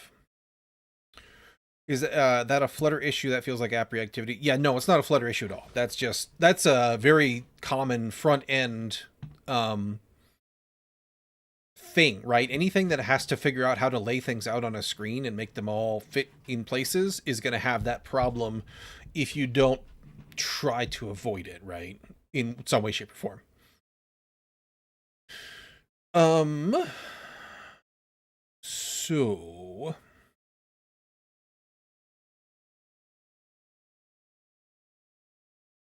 The problem. And we could give it just a box that they're gonna fit within.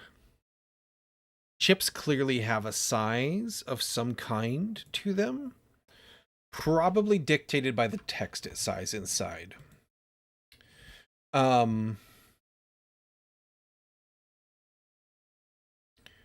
Make the UI from scratch again might work. What? What are you talking about?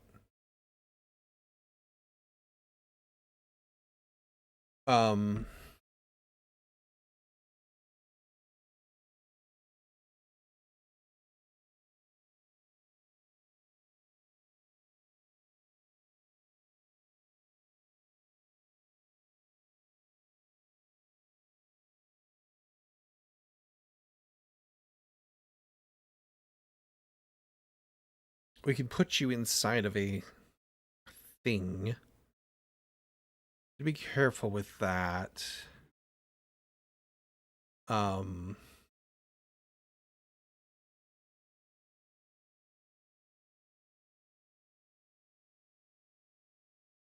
Because the ultimate parent is a scroll object, so we'll have unbound height issues if we're not careful.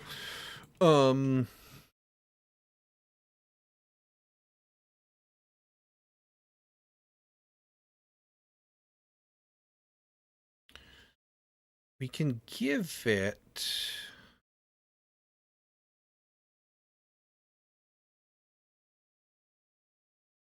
just like a little bit of inherent space. You're a column. Form field.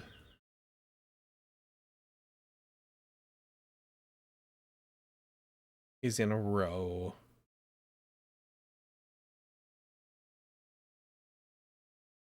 Our error widget goes after that. That's okay.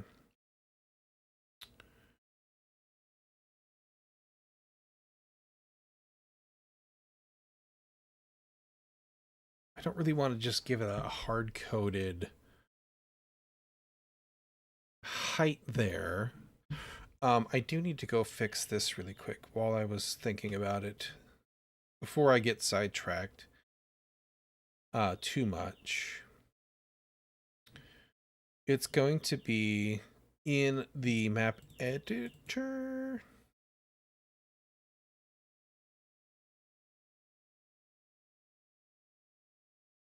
That should work. I'm curious why it's not loading our... cardinal directions. That should be in here. It was working the other day before I moved computers. But this is all based on relative paths. Big tags JSON. Okay. Let's get that working first. Maybe fix that.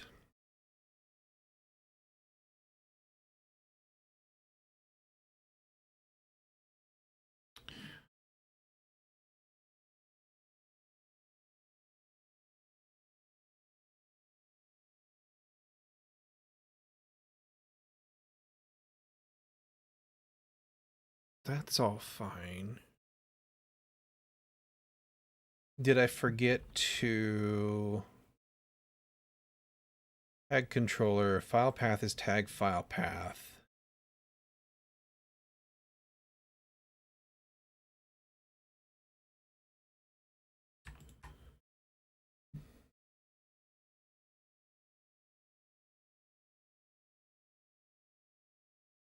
These shouldn't actually be used anymore. We got rid of that idea, so they can go away.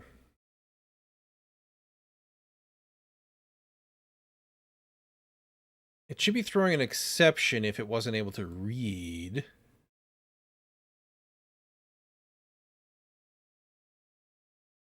Did I forget to...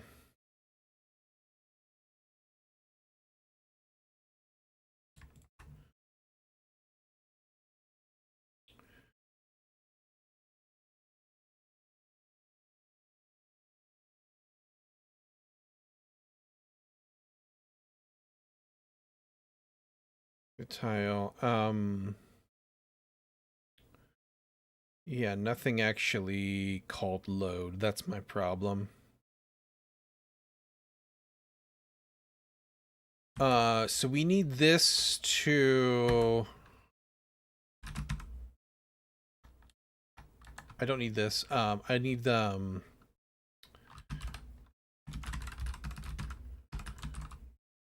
I need to call this... What did I call you? Load tags. What was the syntax to put a...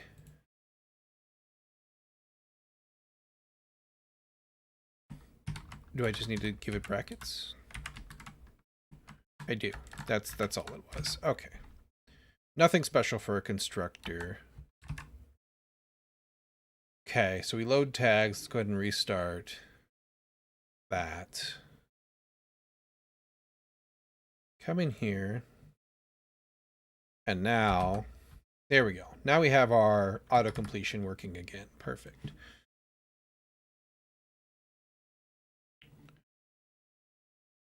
Let's go back to this now. So we can give this a container, not a container, because we don't really want to put anything around it. So we could just use a sized box instead. We can do a row.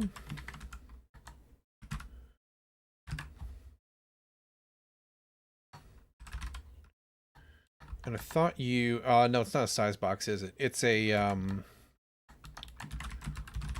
constrained box. That's what it is. And then you have constraints, which is box constraints. And then min height can be... Is there a way for me to get...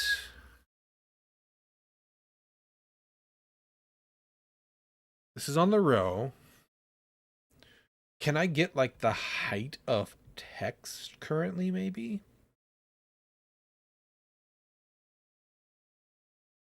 Is that a thing I'm allowed? Flutter, get current text height.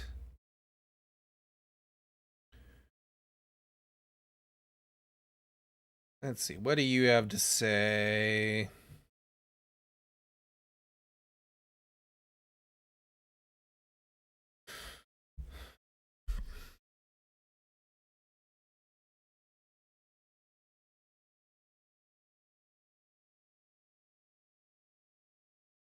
Media query of context text scale factor.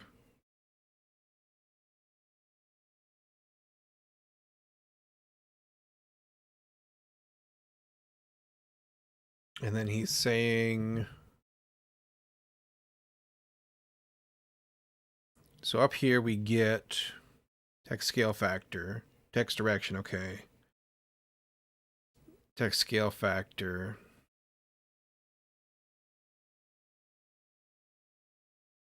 T size is calculate text size. Font size is e.scale.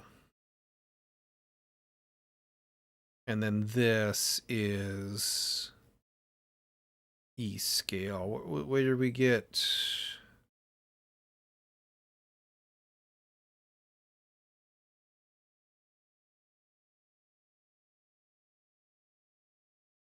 Text scale factor.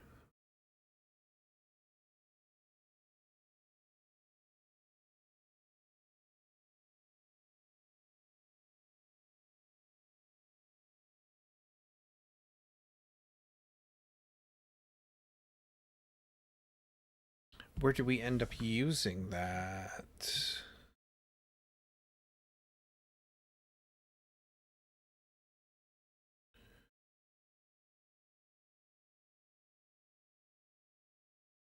Text scale factor. Return text painter size.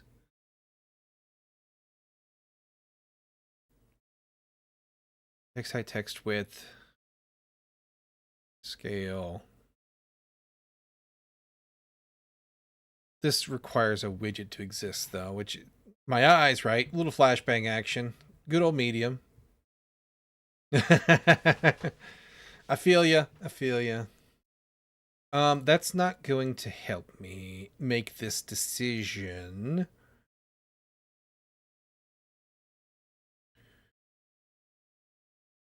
Because this isn't a scroll, though, I might be able to get away with...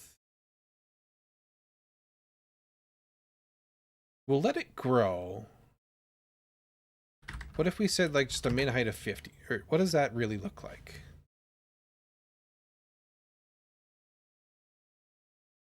That gives us a little bit of room to breathe.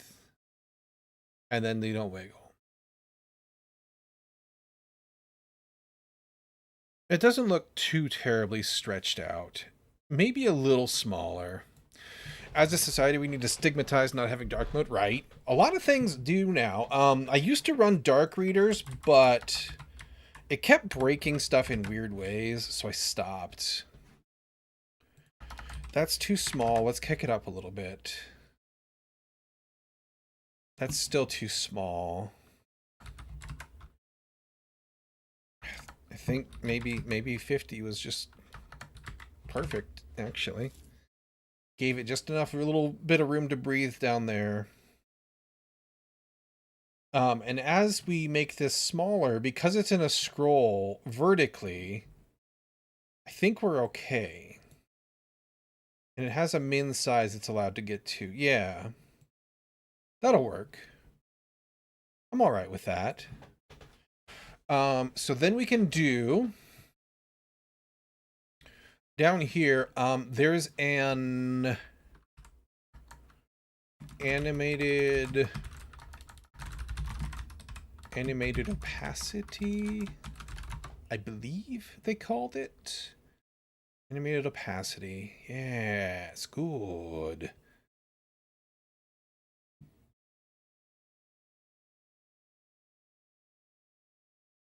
So we can put you always in here, right?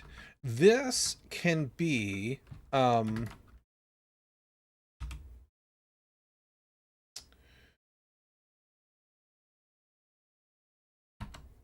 we don't really need a widget for this if we're going to do it this way.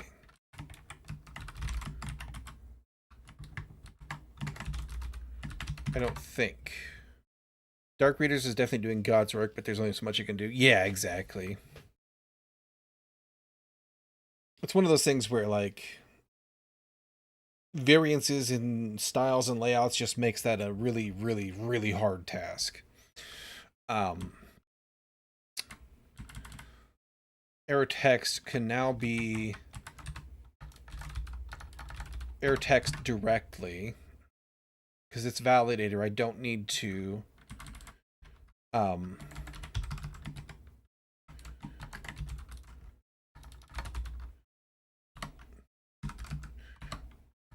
is not empty.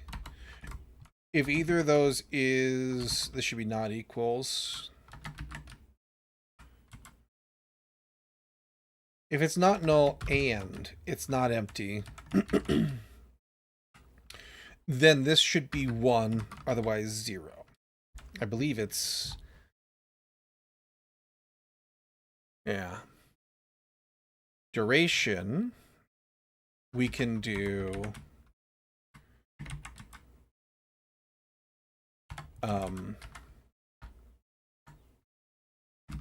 duration. Let's do milliseconds, 500, like so. You have a child, it's a text object.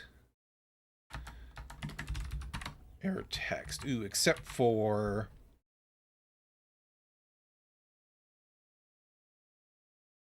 So error text can't be nullable. That's okay.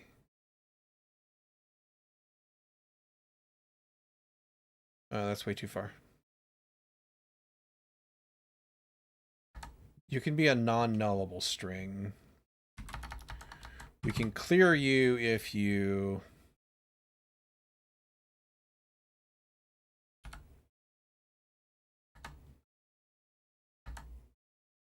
do that.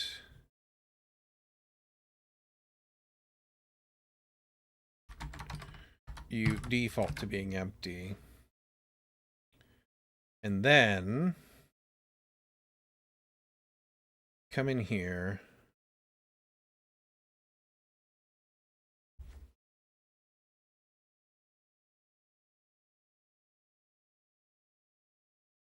Do I want to do it that way?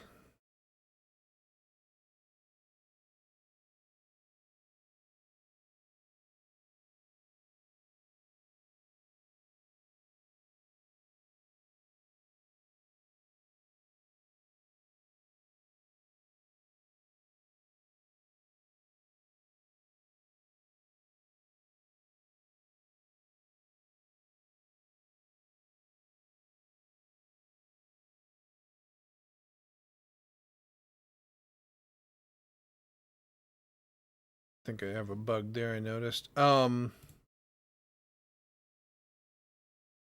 if I have unsaved changes, something's happening there. So that's gonna happen on the onsave. But we're just thinking like it might be nicer to have it closer to the line.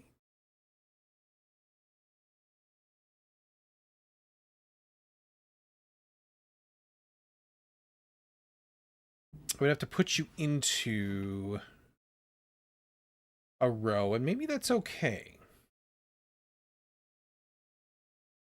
Because we have a row right here.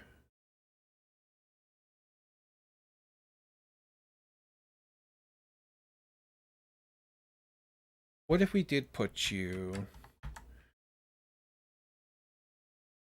Well, that's going to be wonky and janky. Tried to put those two together. Came out totally wrong. That's going to be jank if I put it into a row, because then it'll appear at the end of the list. But it only happens if there's errors. But the animated opacity actually will be a problem. Because this is used to make sure it always has presence so it doesn't wiggle. But what if I don't need that fader in there? What if instead I was to put you widgets at the end here, and just say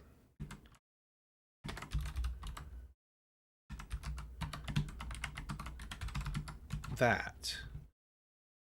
Then I don't need this. I can still drive it off of that state. And it'll just share this space. Yeah. Because there won't be anything in here if that validator gets fired right now. And that's the only thing that we really validate now. We'll have to change it if we need to validate a bunch of different stuff, but then we could probably just put you in a column, maybe, with a minimum. Main axis, that'd be okay. Let's go with that for now. We do need to style you a little bit. And my other error things... that'll be fine. My other error things are just red text. So, if we give you a text style here, color, theme of context, color scheme, error, was it error container? I was using something that was a little bit weird. I know that. I remember that. That's not it. Color scheme on error container.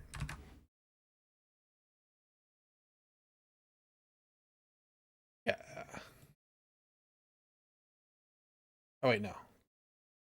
Close to no cigar. What was the other? Bum bum bum.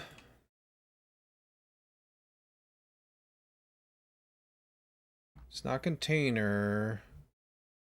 Let's see, I'm also using that color, that peachy. Well, that's not even the same color, though. Do we have... Hush. We'll fix you in a second. In our text. That's where we get those. I think that's just using the default colors, though. Let's find out. Error text not equals no. State error text is not empty. State error text.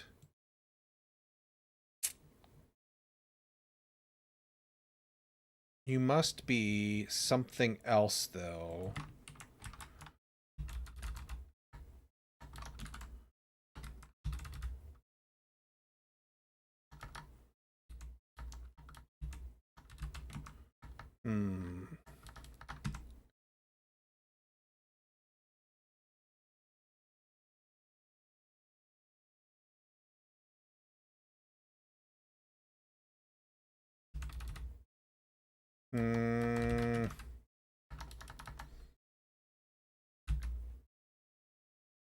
What if I looked at input decoration theme, error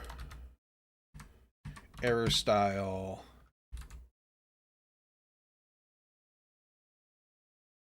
color? But you could be null.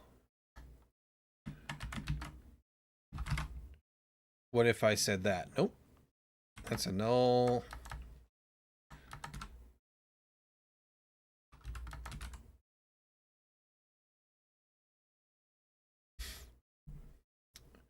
Fill color, focus color, hover color, input decoration theme.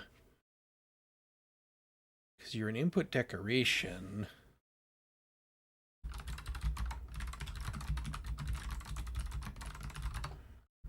Is there a better way?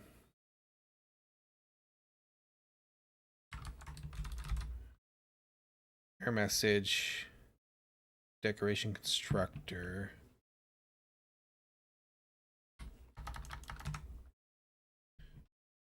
Error style.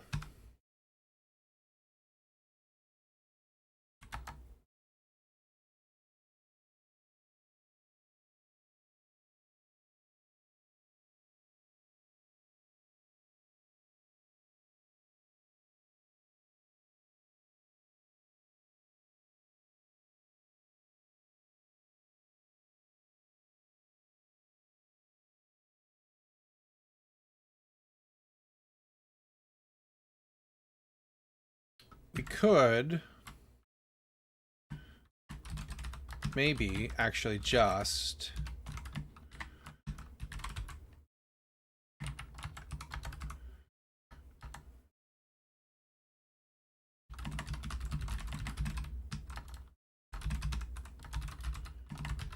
set that directly, perhaps?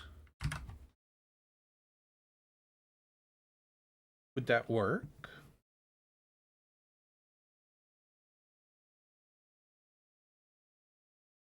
No, that's clearly no. Must be...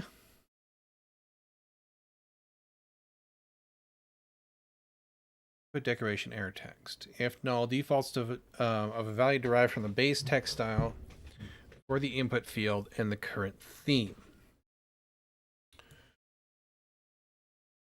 So,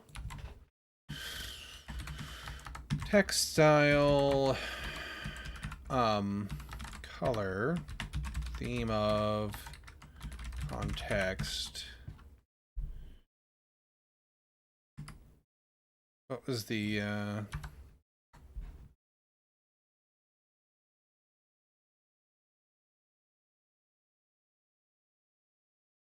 see if there's a better hairstyle property.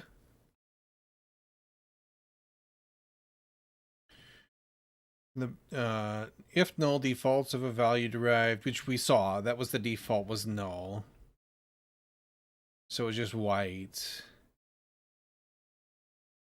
Color of style will be used in the label of input decoration if input decoration error text is not null. See input decoration label style. For example of how to replicate these. Label style property. But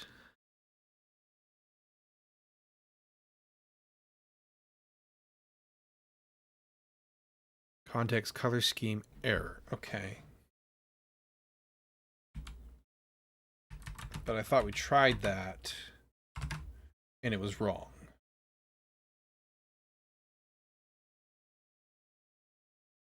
As compared to... Oh no, we must have missed that one. Okay, that'll do.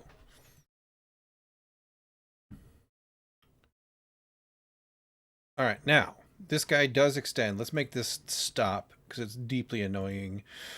You...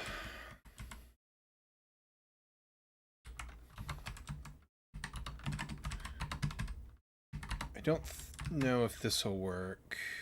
No, you need to be inside of an expanded, but that's going to be problematic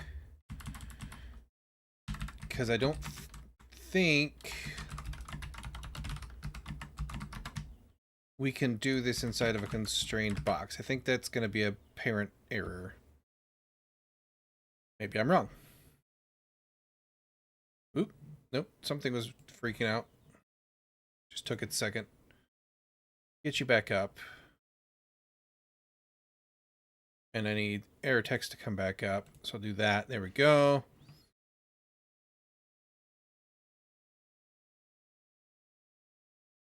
It's not erroring, but it is still overflowing.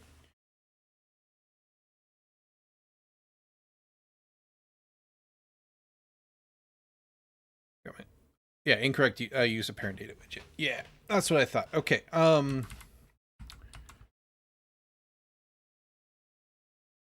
So what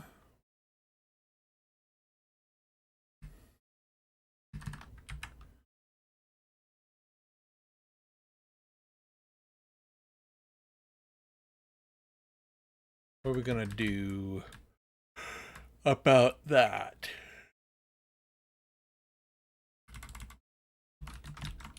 I think we can do that in the wrong order, didn't I?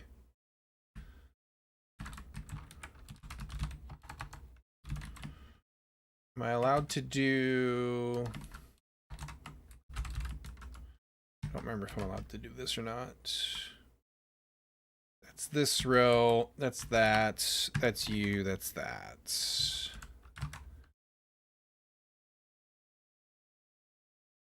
That's still going to overflow because it's higher up.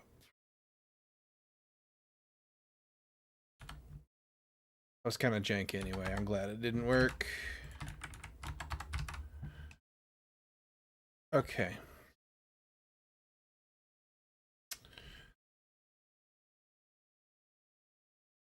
I need you.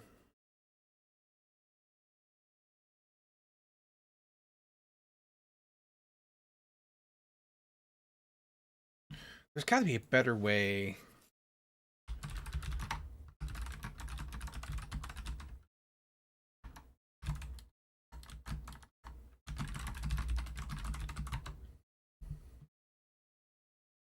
Um,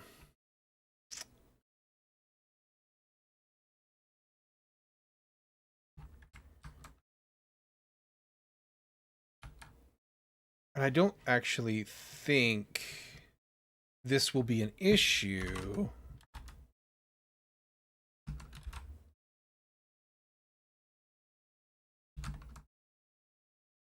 Oh, it would be. So this needs to actually wrap down for one, for cases when we have multiple tags. That's part of our trubs.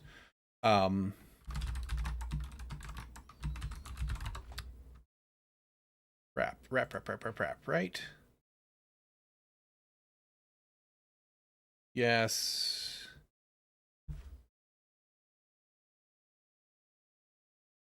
You could actually be replaced, I believe, entirely.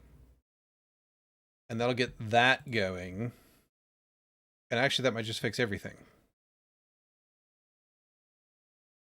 Sweet. Even better. Love that. And as small as it's allowed to be, it'll go. What's going on? Oh, yeah, that's these guys. We need to fix them. We just don't want to have errors. Like, it's not intended to be this small, but, like, we don't want to have crap overflowing. Let's actually do a quick commit on this. We don't need to be in there right now.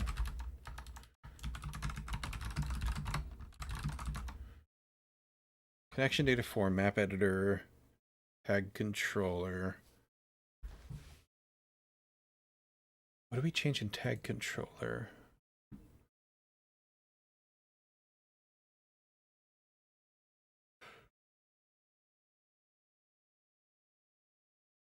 Where did I put tag controller? Tag selector.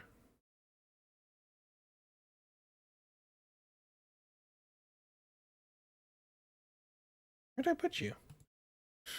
Map editor tags. Oh, right. Because you're the only place that has tags for now. I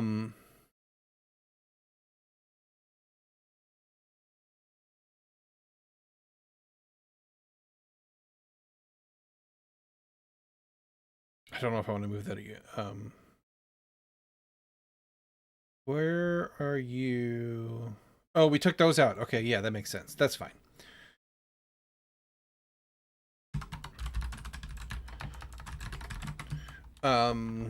Add or fix validation stop make tags chips stop tag UI wiggle actually fix validation and reset. Make tags chips stop UI tag UI wiggle add tag validation error text. All right, let's get that up.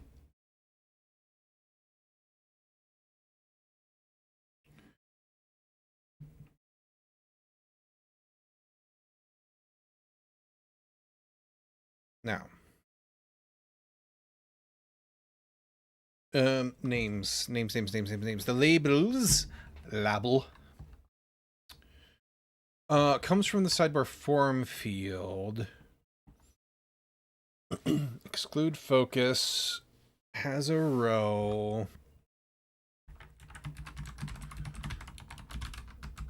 don't know if this would do it. Nope. Because...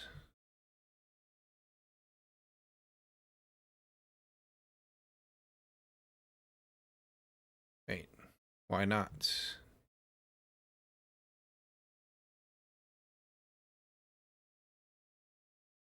Render flex should have non-zero flex, but incoming height constraints are unbound.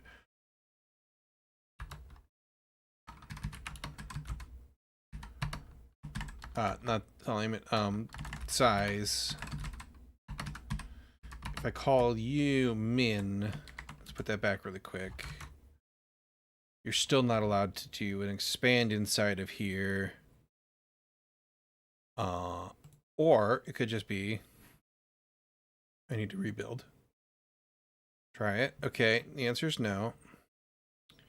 Incoming height constraints are still unbound. Okay, I was kind of afraid of that.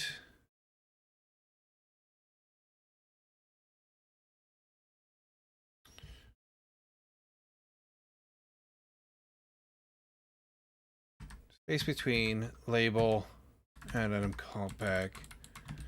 And the same problem here, right?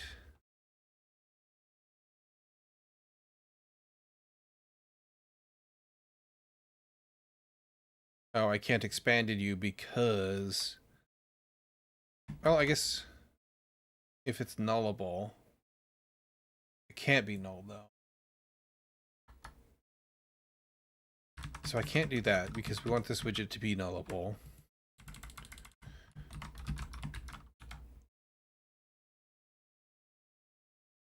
I could maybe wrap you.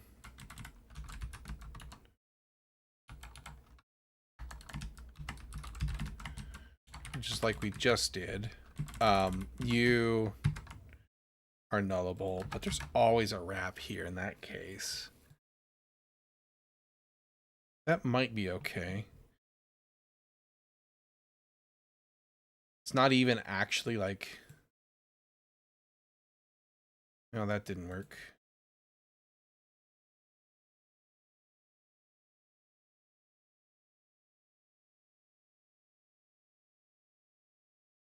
Why didn't that work?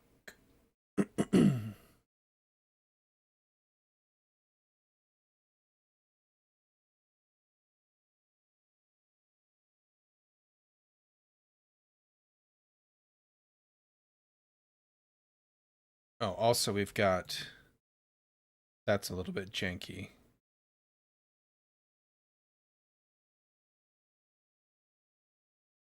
You can fix that, though.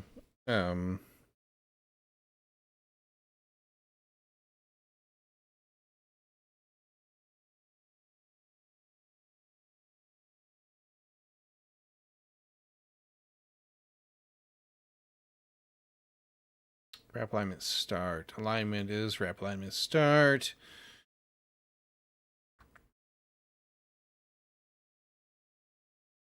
Horizontal. It's because it wraps widgets, not this. We have to do something else here.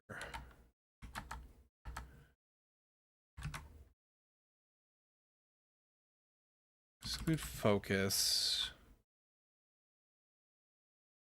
Can't expanded you because then you'll have unbound height still. What is the...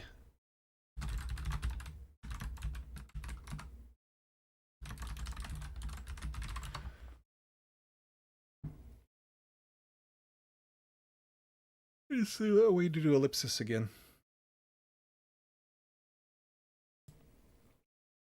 Come to me, documentation. Ellipsis property. It's not quite a... my coffee's broken. It's been broken for so long.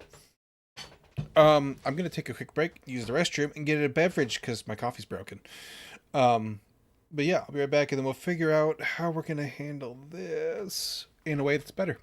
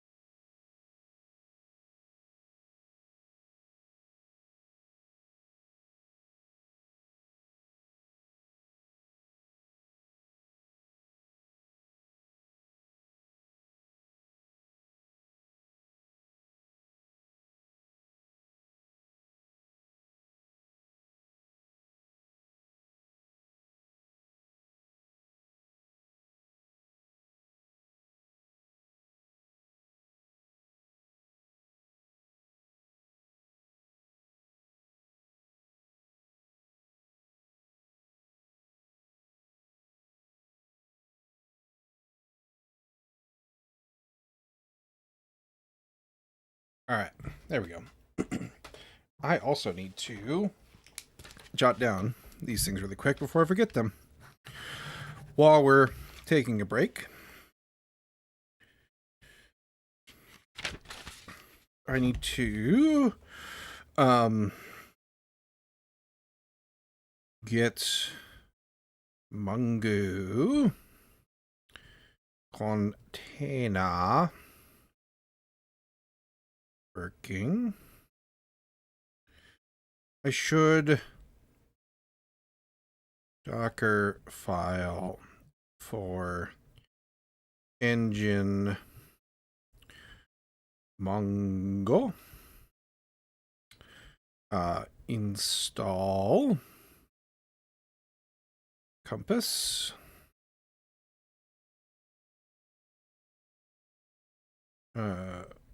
Mongo compass, that is.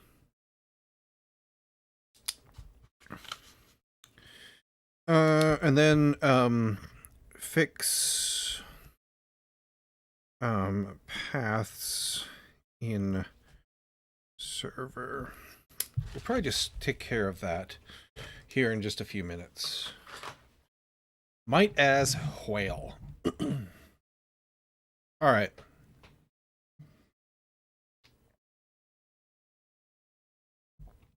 Once we get to a good stopping point, anyway.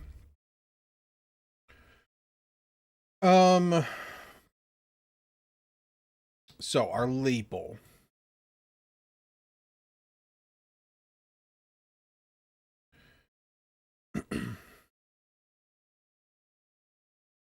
Ellipses, that's what I was looking for.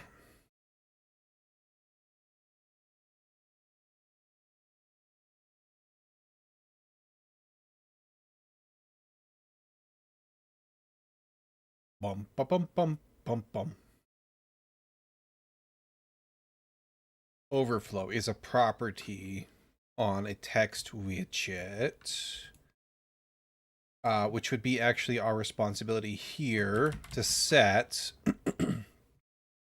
Which one is overflowing? Which header?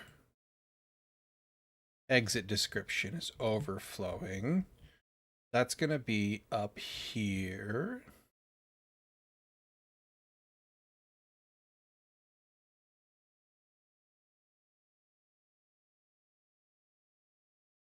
Exit description.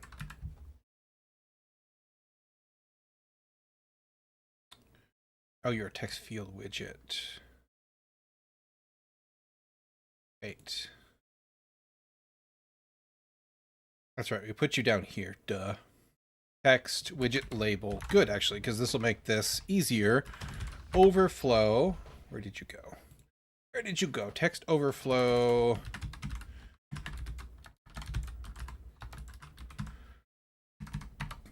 Ellipsis. Now, is that going to actually work?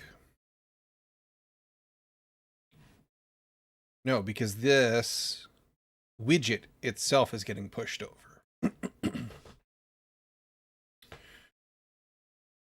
It'll make it nicer when we do fix this part, but this has to be fixed here. I'm 99% sure. I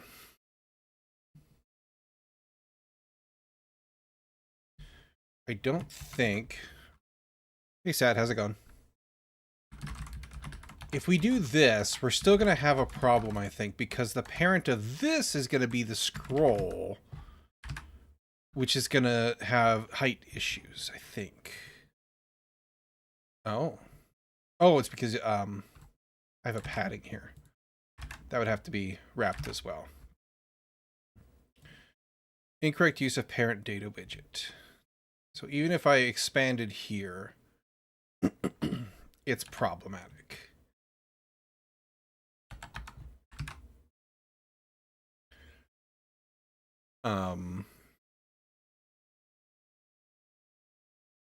So I can't do that.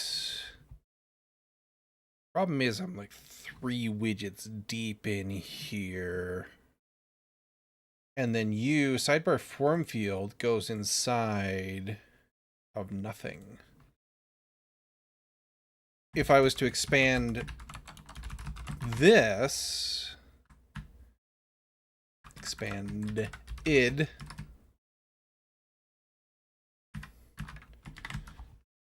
Like so. Then it's going to have unbound height, right? Incoming height constraints are unbounded. Not surprised. Nice haircut? What do you mean? There's no haircuts here. Ah, I'm blurry. You're not supposed to be autofocusing anymore. I don't know why. You're a misbehaving camera.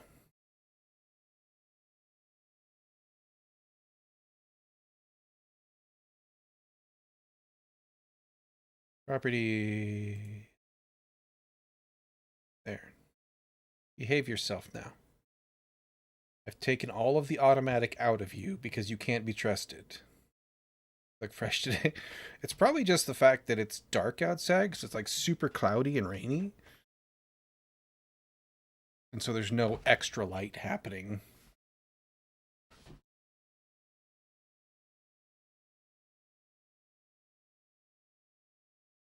Okay.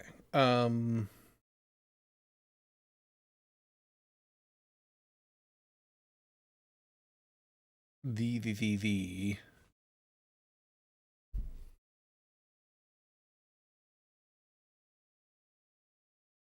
this guy.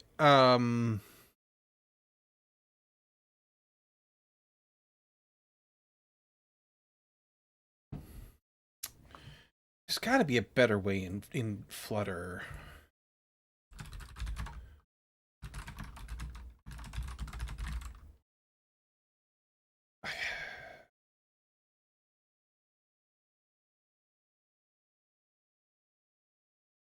Let's see here. I'm working on the visual now. I'm working on the editor, yeah. Yeah, you can use the flexible widget, but I think the flexible widget has the same problem, if I'm not mistaken. We can try it, though. We probably still need to put you in... Well, hang on.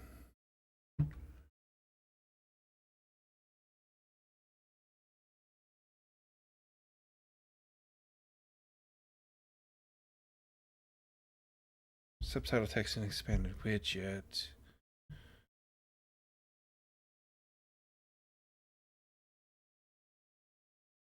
Scroll view with never visible or never scrollable scroll physics is a weird workaround, but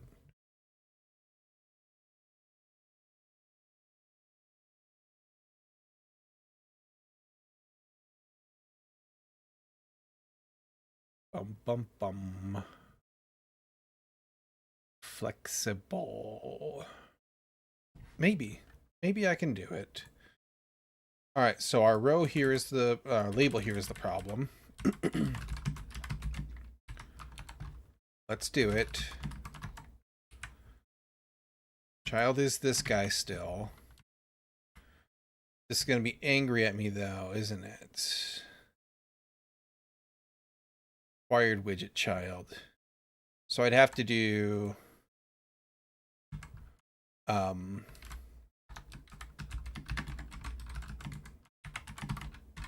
that, which I guess I could do. Let's spell it the correct way both times, and it'll be better. So we can do that.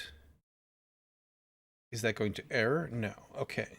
So we've got that option. Does it work? Does. Oh, okay. That will help. And then we collapse any smaller than that, which is fine. And then our ellipses kick in.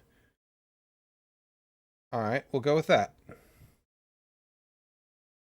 And then if we were to not provide a label just for science, things are still working. They don't look right, but they're working. There we go. That's good to know. I thought for some reason that Flexible had the same problem where it needed to have a parent That was a flex object or whatever they call that thing.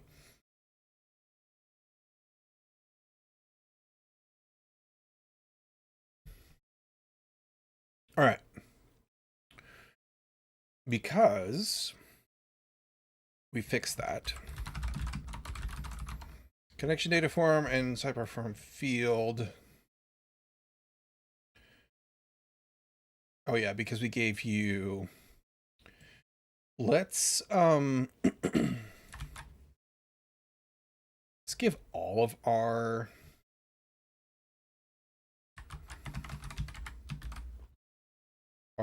tags labels. Let's give all of our labels this. Like, it won't matter for most of these guys, but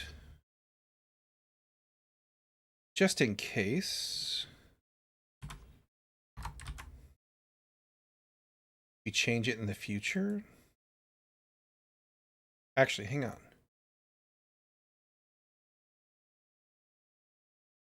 Oh no, because it could be not a text. It has to be a widget, but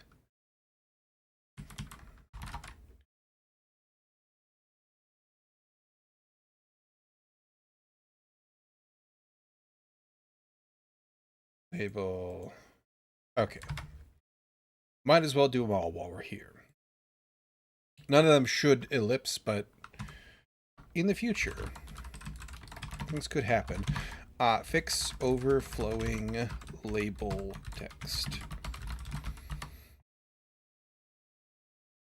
Okay. Now, do we... Oh, we need to fix our wonky in the middle tag here really quick before we do anything else. Before we continue on with this. I was going to ask myself if I wanted to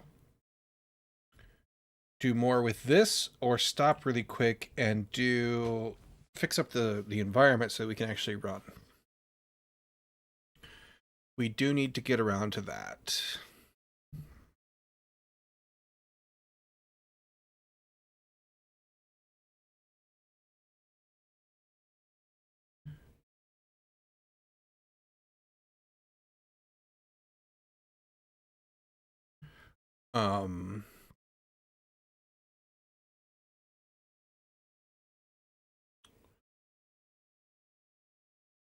Tag widget. That's where I need to be. You. Just tidying up things. Our wrap here, our spacing. Alignment should be the start.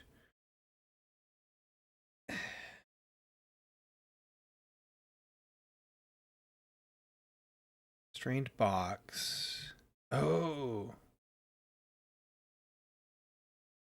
It's because y'all... Wait, no, this used to be a row. Okay. I can't expanded you. I'm betting that... Let's go back to a row really quick. Yeah.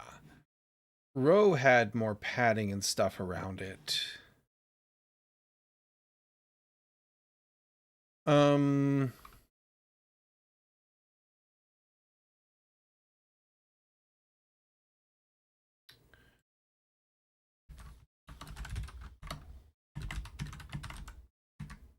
We could do this.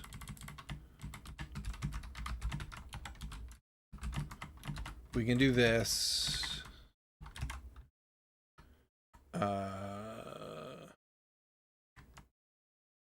There we go. All of that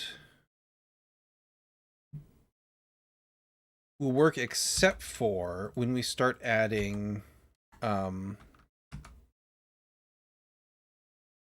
more tags. That's where our flexible or our wrap was helpful.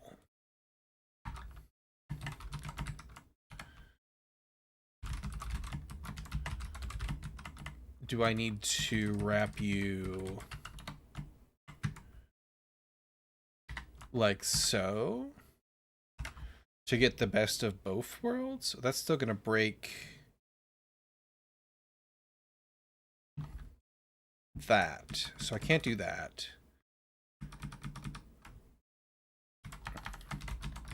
Go back to that. Like, we can put a padding around you to make the top better, but this part is the problem. Run alignment is at start. Wrap alignment is at start. Cross-axis alignment start. Fixed direction, vertical direction, clip. Wrap layout is horizontal. Both the children and the runs are aligned to the start. I'm betting if we go into inspector here, we'll see that this widget is actually just the width of the thing and not the full width of the space it has, which is the problem, I bet. No. Stop asking to share my usage for everything in the entire world. So if I select a widget, I go here. See if we can get both on the screen here at the same time. I go to my wrap. Yeah, our wrap is not the full width there. I don't know if I should turn that off or not. Maybe it's distracting for everybody else, but maybe it's also good for stream. So I need wrap to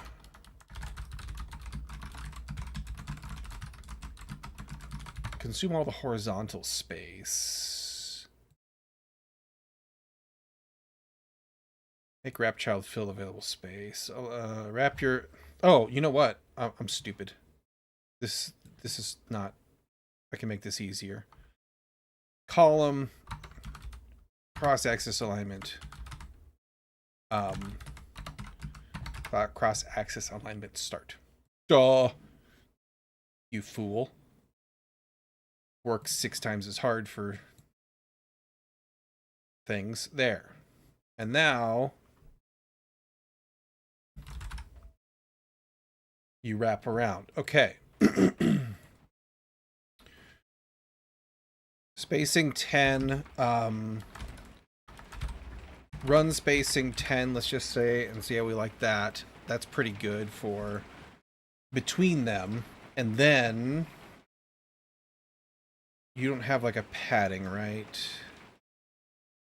No, that's fine.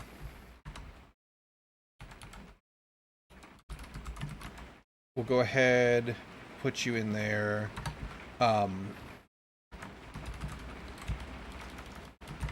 Edge insets geometry symmetric.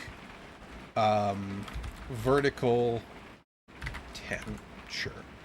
That's kind of what we've been working with. And then after the wrap, close that widget like so. That'll give you a nice little room to breathe.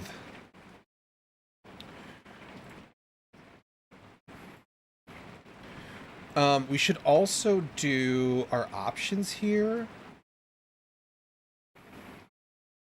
We should filter out tags that are already present in the list. That would be very nice. Tag selector, autocomplete options, tag list. Where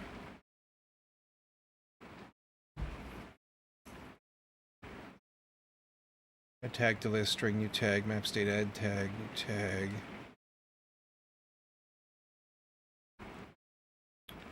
Am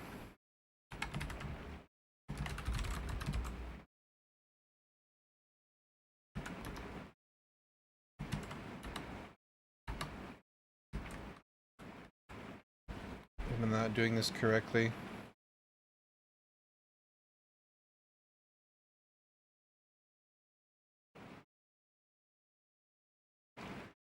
Interval string can't be assigned. But if I call toList at the end, I can.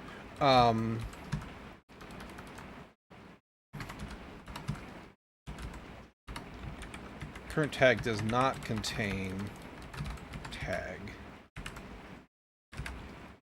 If I do that, what am I missing here?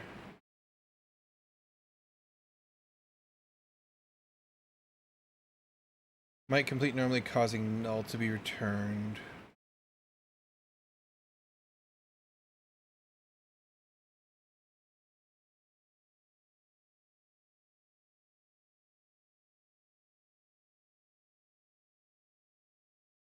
I'm not doing this correctly. Probably not. Let's see here.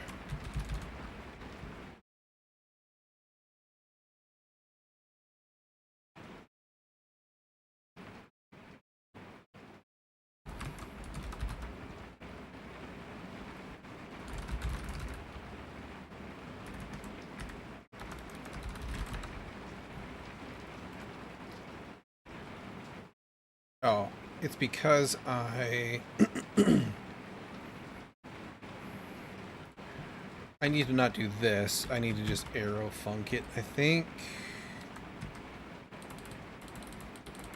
So that it runs that. There we go. Okay, so now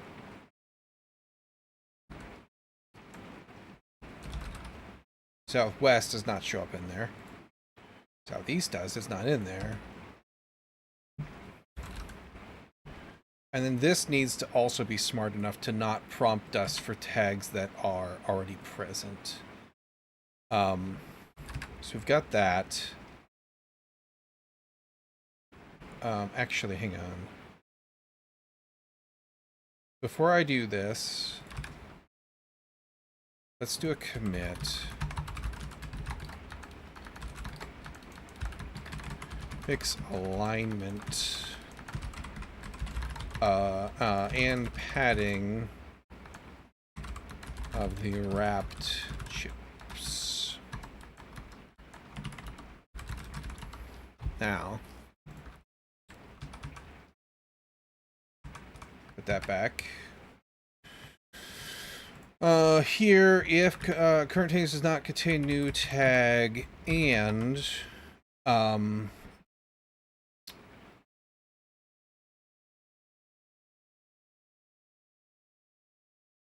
let's see here, current tags does not contain the new tag. Oh, this is on save. Map state add tag to list. Because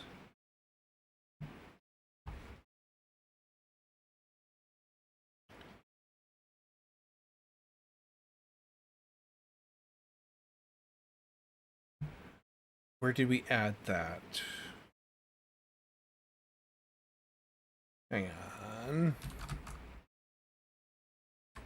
It's in here, because we made our own widget for it.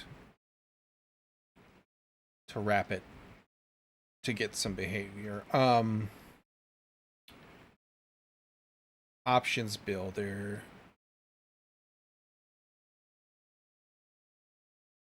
Focus node. How to complete options. Add tag to list.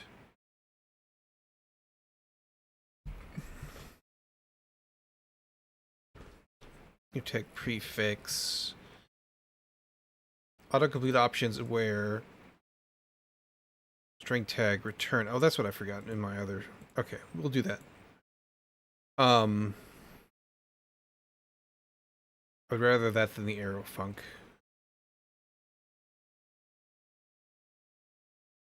This we just need to guard on.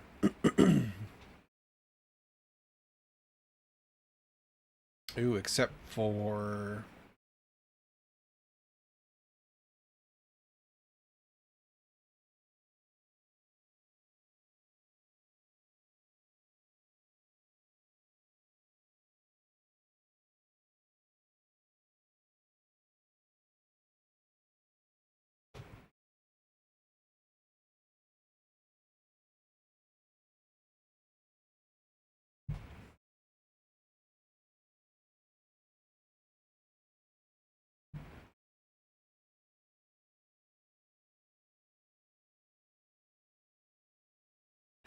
You're not aware of current tags, and maybe you should be.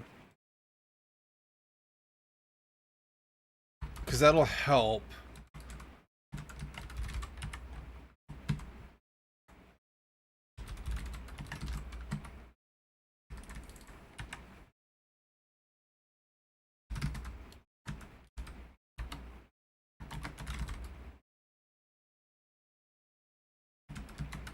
Well, you're stateful, though. This might be problematic. We'll see. So let's actually roll that back out.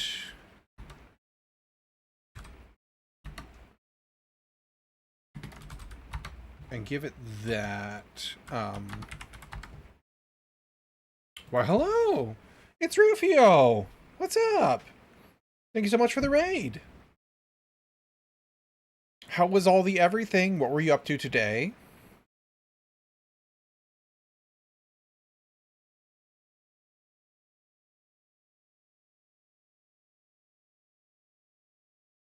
Sudoku suffering.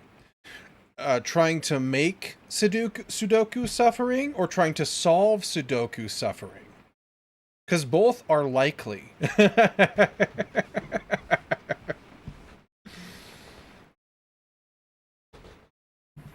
Trying to make it. Okay, excellent. Yes. Yes, also valid, right? Well, welcome in.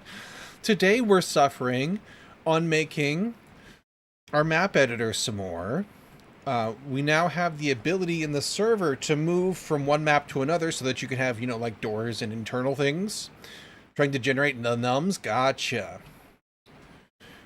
I don't actually play Sudoku. I just know it's a lot of mathness and all that. But yeah, so we need to have tags for how you use the exits now, because we can't rely on cardinal directions always existing. So we're adding all of the abilities to connect things here and get the UI to be nice so that we have these tags we can work with. Sudoku was a lot of fun, I know. Gotcha. Yeah, I never really picked it up. Okay, so current tags gets fed to you, and then you say tag contains this value, text to lowercase, but... Oh, that's why we're filtering it first up there. I guess... Tag contains and the... current tags does not contain tag. So we can do that. And then here we can just add this if and only if the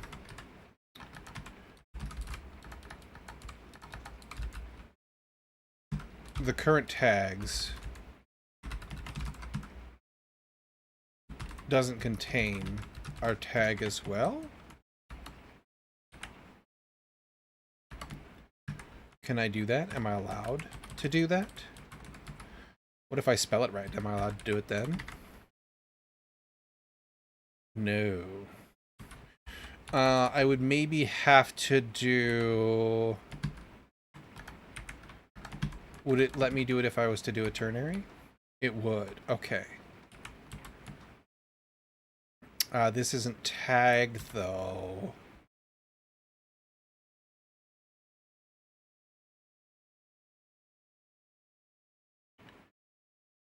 Ooh.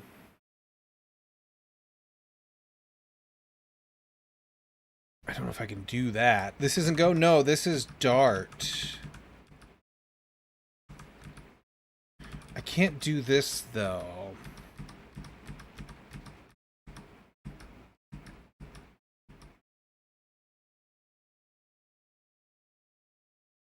New text editing value text.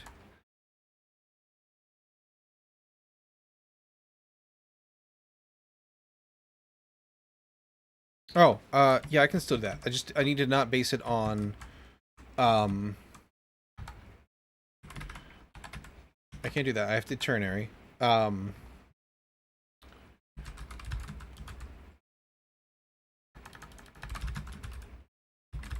current tags contains text editing value text. If it doesn't contain, then offer to add it. Otherwise, no. I can't null here.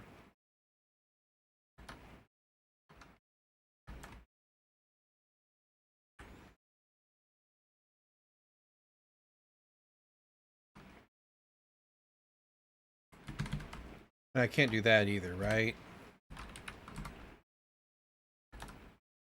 I can do that. No.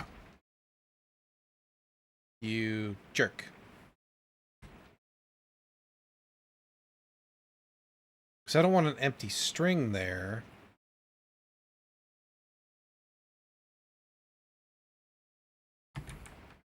Why can't I do an if here? I should be able to do an if here.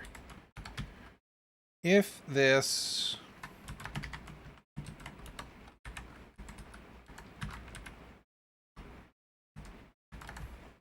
Why won't you let me do that? Because it's... Okay, so I would need to probably do this instead.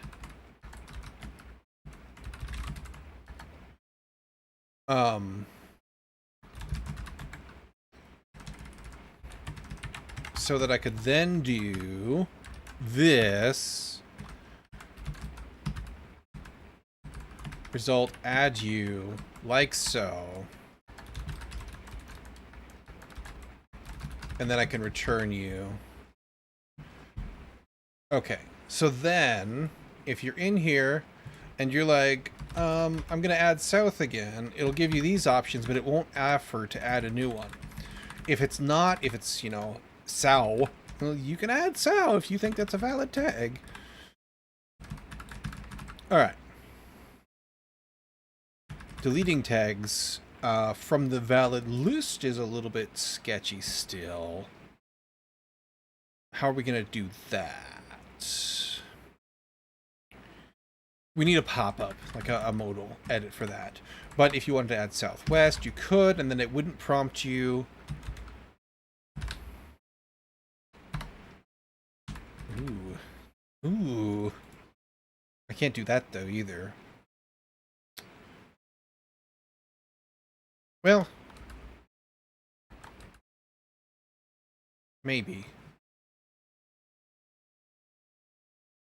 Because our submit... Oh, it's because you already contain it. That's why. It would be good to somehow tell you, I suppose. Maybe I'm overthinking it. Maybe this is fine.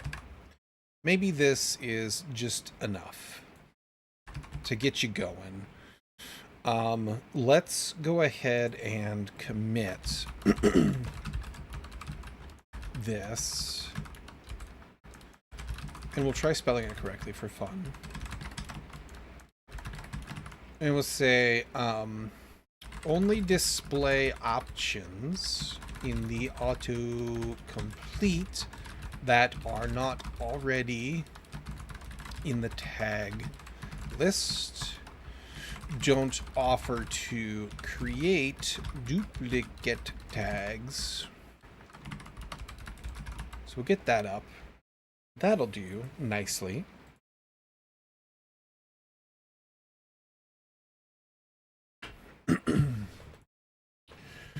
Okay. And then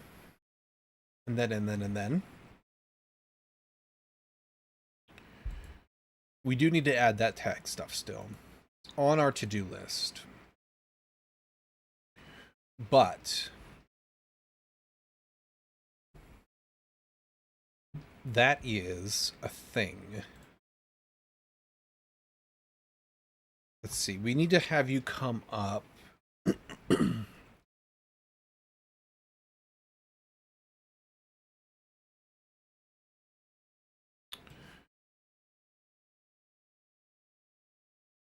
could do like something in the label, I suppose.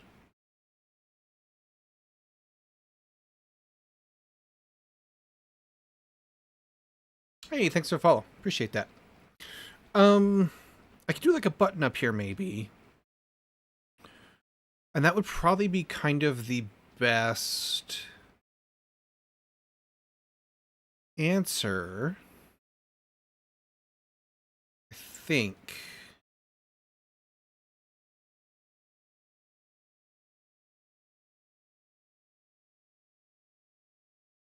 Like a manage tags button. What if we gave you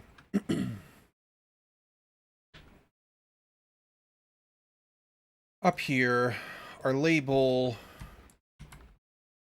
We can make a label a row, I believe, because it just needs a widget, and this is why we did it that way, so we have some flexibility. Do that. No?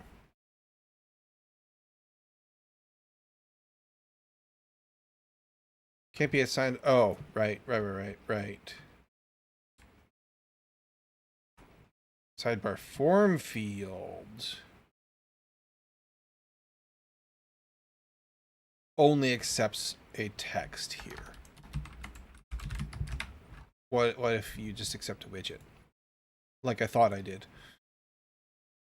Then everybody else is still happy because y'all are still widgets. Hey, thanks for following. Appreciate that. And then we can do hue and then like an icon button, maybe? On pressed we'll leave empty for now.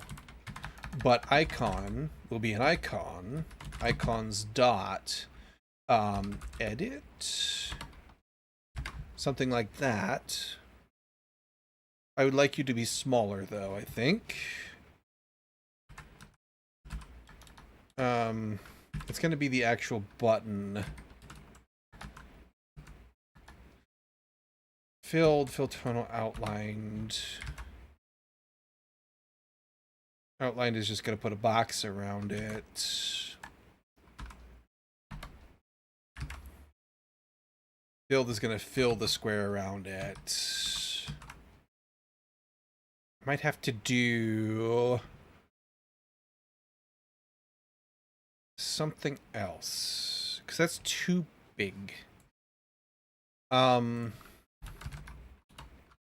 can do spacing between, that'll help a little bit, but you, maybe if we did a padding around you to kind of just squoosh you down a little bit.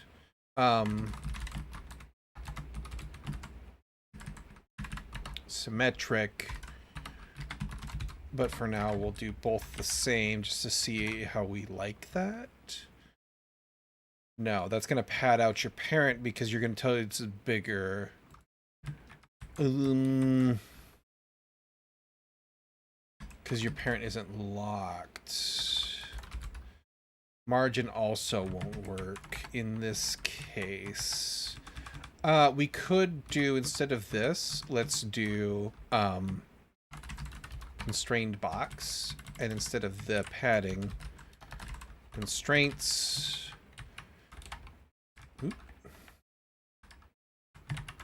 And we can do box constraints, max height. This stream is jumping between Dart and Go. That's true. That's true. I do that a lot. Max height 25? Width 25? How do we like that? You know? It pushed that out. So apparently icons can't be resized like that. Okay. We have learned something new.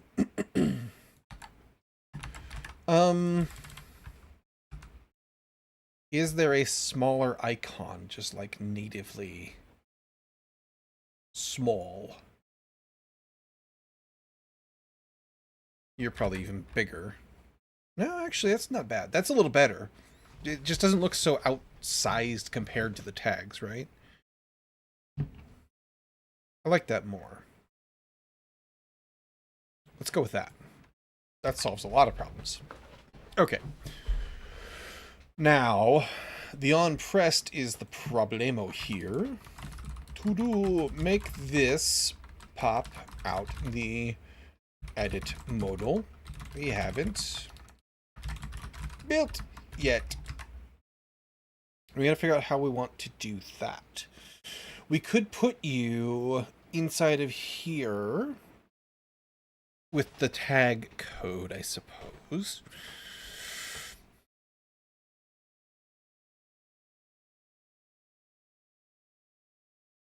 We have all that other stuff we should fix. Maybe we'll do that after or on another day if we run out of time. We'll see. We got another hour still.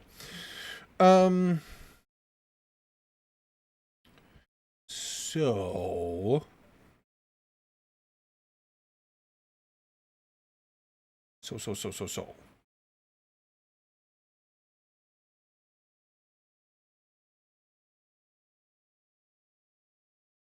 yeah, I think here probably.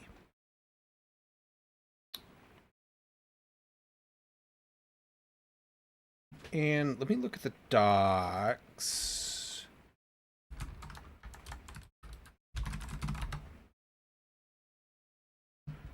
For modal things. The modal dialogue could be a base for us, depending on... Well, this is a package. I don't want a package.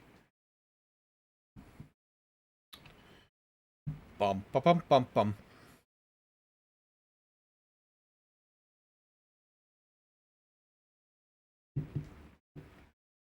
Bottom sheet function. I don't want a bottom sheet either.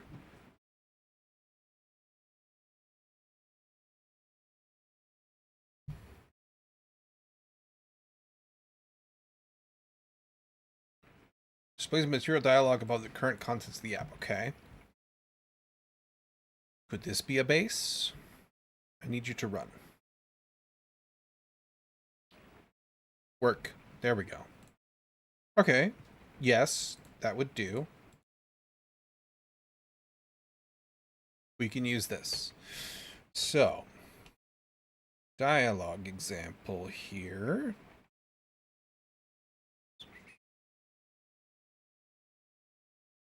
Alert dialogue.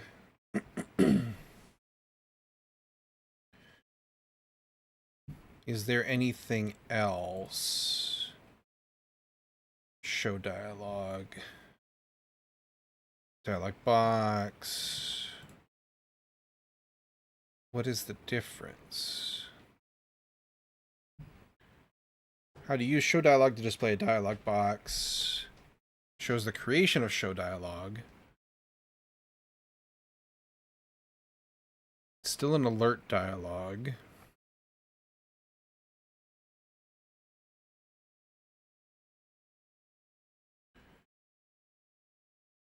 I don't care about state because we'll use provider.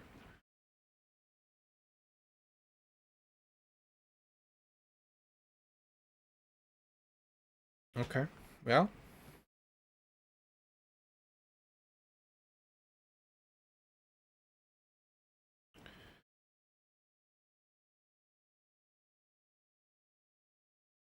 And this is a stateless.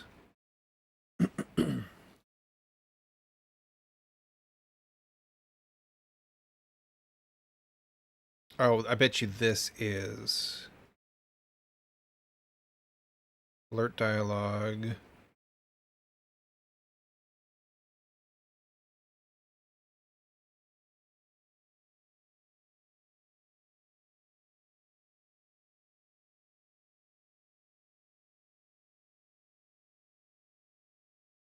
You But you give it that. Stand stateless widget. Dialog example. It's still that.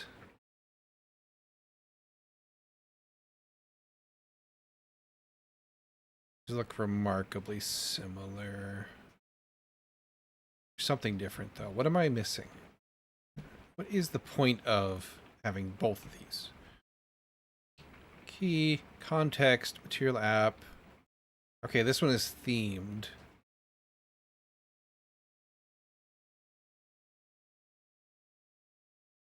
That doesn't seem like a sufficient reason to have a second.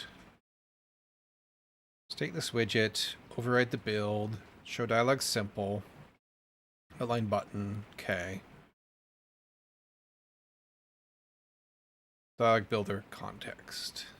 Dialog builder. The future. Turns show dialog. That's a weird way to do that. Why can't I just pop out a widget?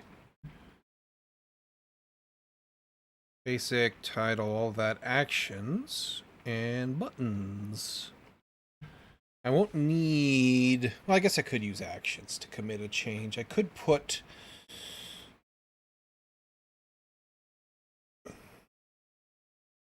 I could put state in here for the edit. That way you could commit the changes or not. We have in our... Let's give me the map editor. You over here really quick. We have add tag and remove tag.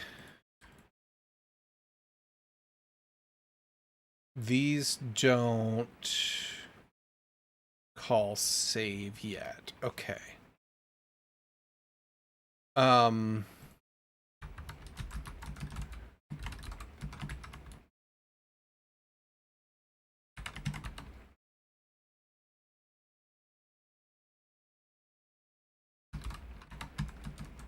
We can do that.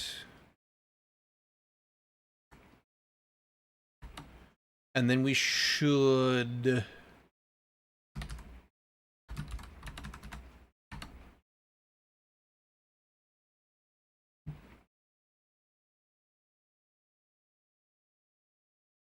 We would load tags, but we need to notify listeners. So anybody who's relying on that tag controller's tags refreshes, I believe.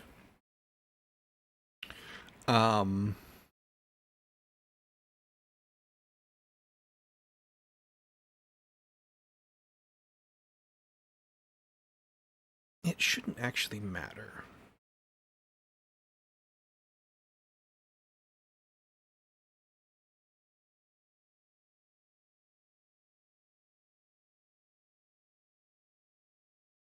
If we convert you...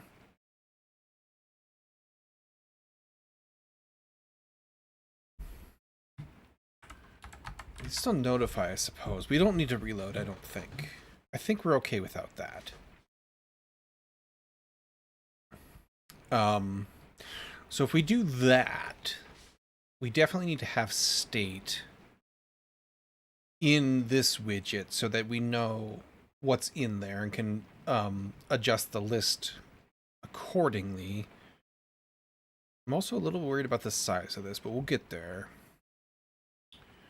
And because we're using provided, we shouldn't need to care about this. You do have a build context.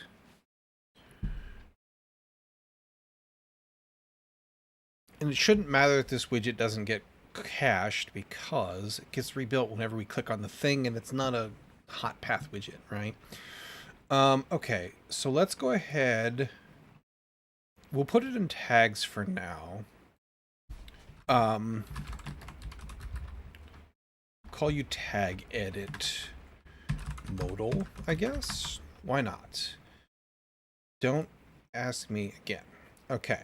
You tag edit modal extends stateful widget. I'm pretty sure we need that.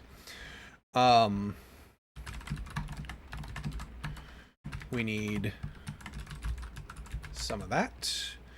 I need to import because if I don't, it'll try to import Cupertino.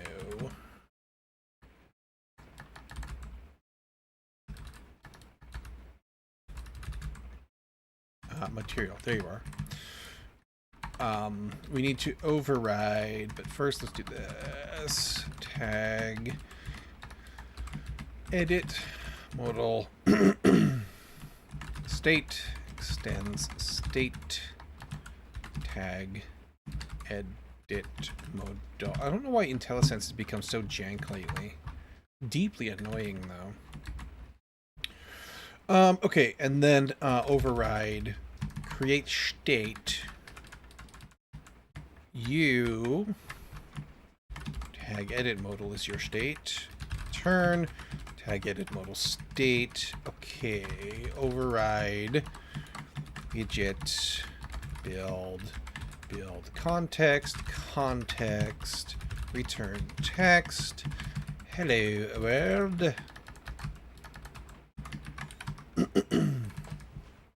Now, because this is saying they want a future, is that going to be a pain in my butt? Or am I allowed to do it this way instead?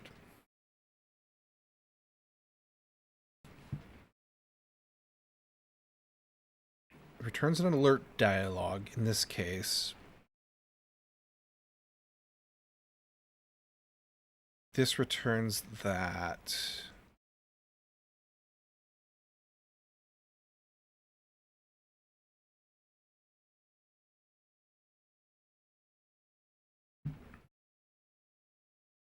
Is there a better way? Show dialog function, but I don't see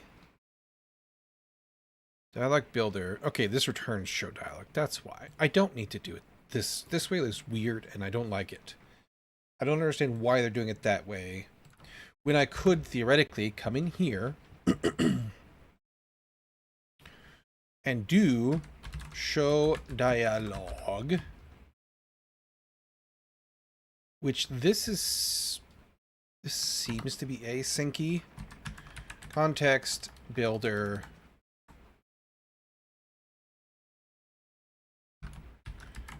build context, and then they got their thing. But I should be able to do this, right? In theory. Let's see if I'm insane or not. Where are you? Here you are.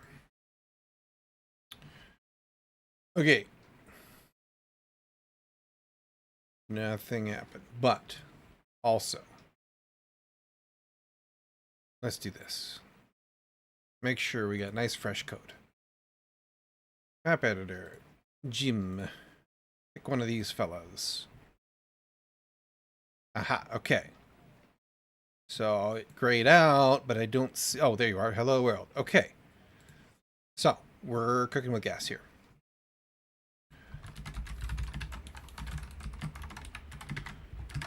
Let's center it so that you're in the middle. Oops. Okay. There's our text. And what did they do over here? They did a center outline button. Wait. It's crazy town. They did, okay, an alert dialog. So that's what this is. So we could return no center, right? Yeah. We could do our own, or we can use an alert dialog. Let's see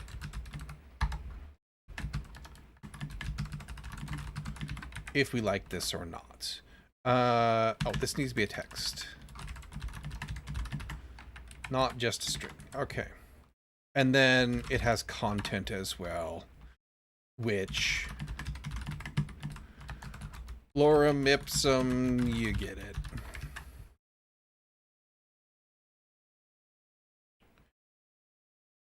So... can do that.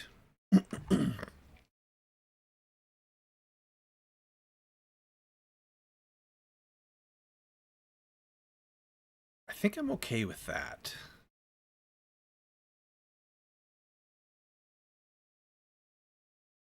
Okay. Now, you need list of strings. Going to be required.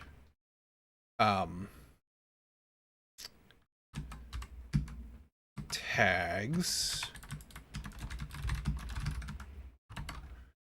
Like so.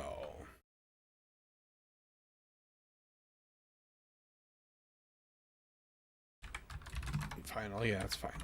You will also need a function.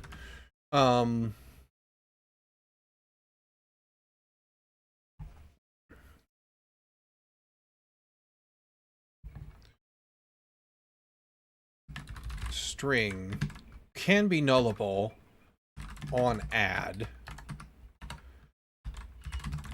And the same is true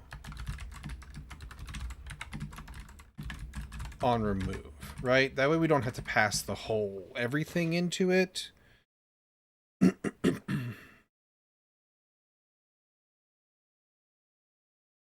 Oh, it does get context.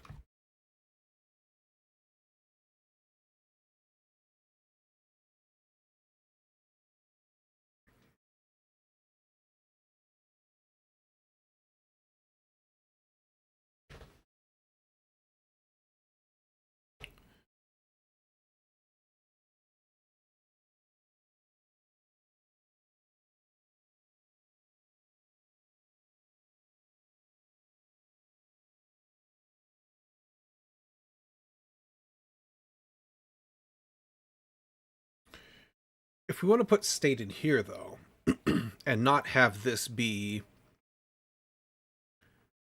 immediately applying, if we want to do kind of follow the pattern we have where you have to apply to make a change real, then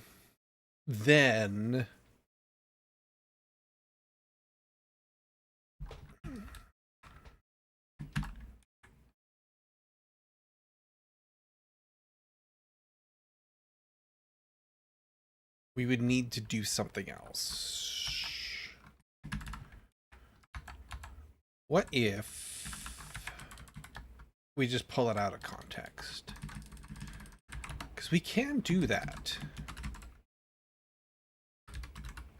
Context, I think, is what we called you.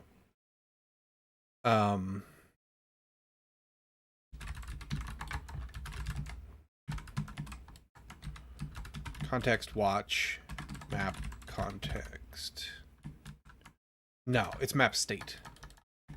That's what it is. Map state. Context watch map state. We can do that. We need to import some stuff. That's fine. Reference before it's declared. What? Oh. Silly me. There we go. Now, you get imported and you get imported. That's fine. That exploded. Fun times. Let's restart that so it actually works. There we go.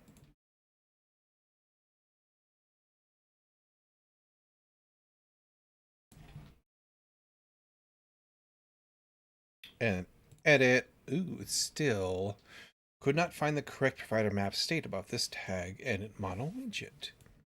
Even though we pass context to you. Interesting. Why not? Context watch map state.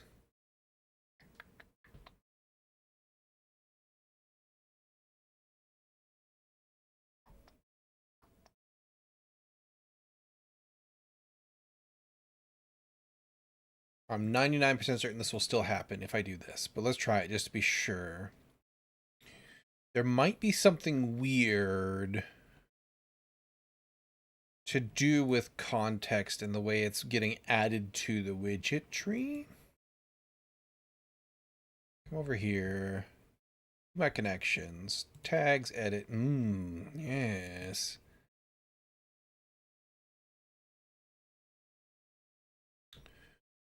Um.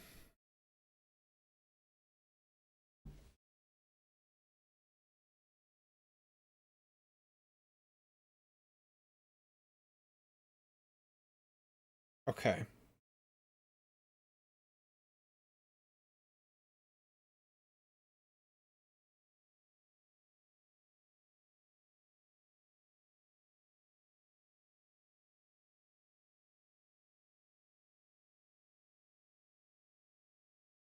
We don't necessarily have to have.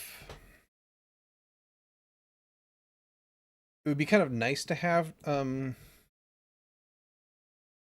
apply button, I guess, but it's not. It's just tags. It's not going to destroy anything. Well, it might actually, because if we remove a tag that's referenced, we have a problem, right? I guess we can check, but then we have to check every map that exists to know if that tag is used. Not just the map we have loaded.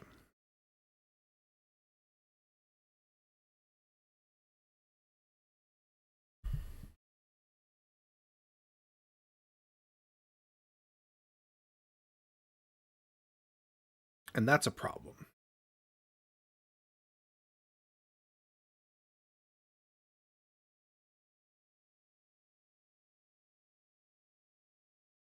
They could make it happen, I just don't want to. But I might have to, because that's really the only thing that makes sense. Either we have to be able to know all the tags that are used and then go clean them up if they are there, in which case we may have invalid things. We can say that you're not allowed to delete the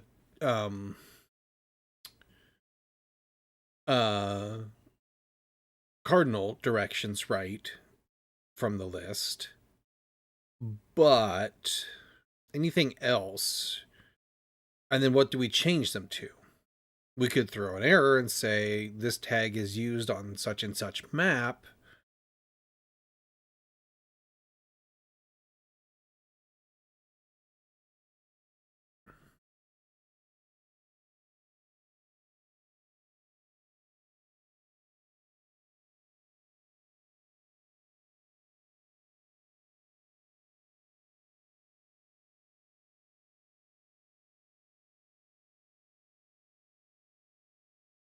And that becomes like a bigger widget.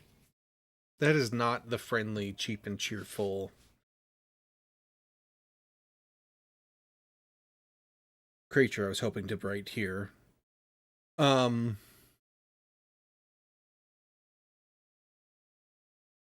wouldn't be the end of the world by any means. Oops. To do that,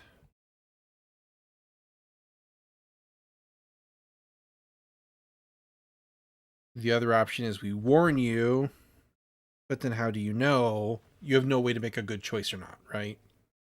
So that's a problem. You don't know what size can of worms you're trying to open.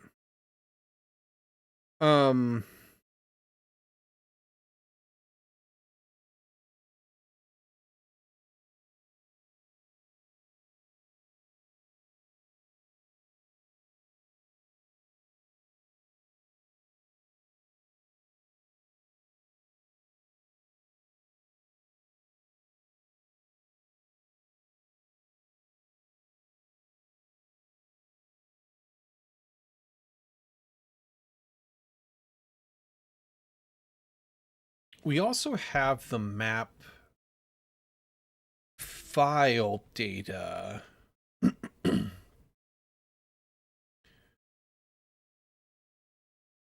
What is your model?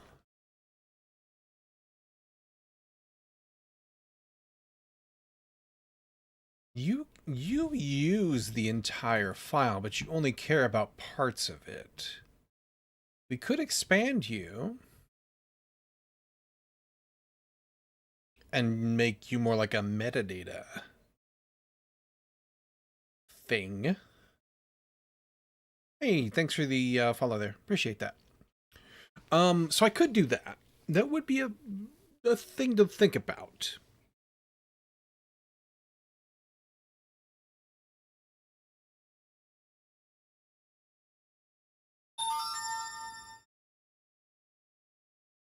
How do I want to handle it, though, is the question for sure.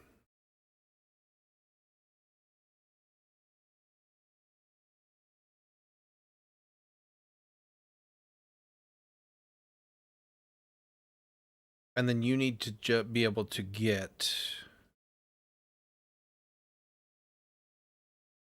You really have to get hold of this controller. I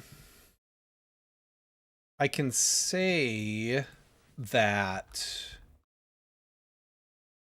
Let's leave you stateful for a second. I can say that you need to provide me with one.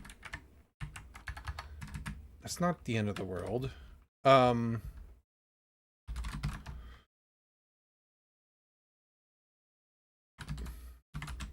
Tag controller, but if I do more than tags in there, then I would need map state.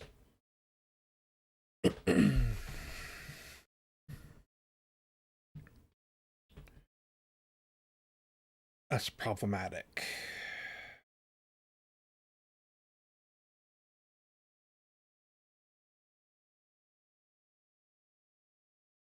Map state, does you even know? You only know about one map. You have a map controller.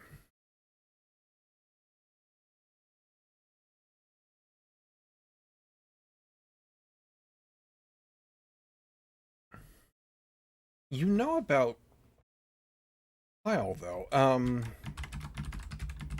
Map file data. Selected map file data. You use this... Okay, yeah, that's right. You use that when you do the...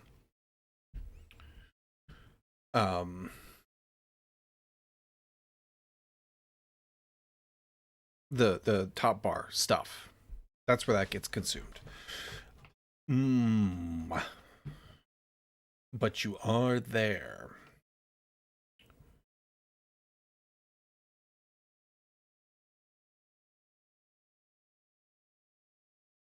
We could make you...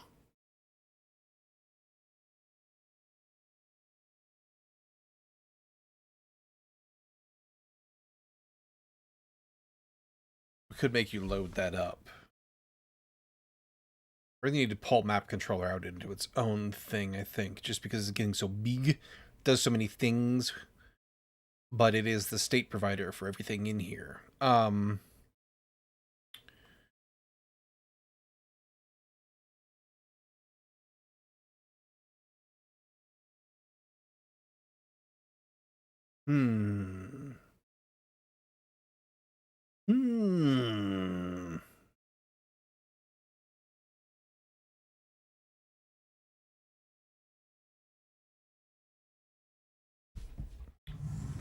Jot down a note here real quick. Thing that occurred to me while I'm here. For future me to worry about.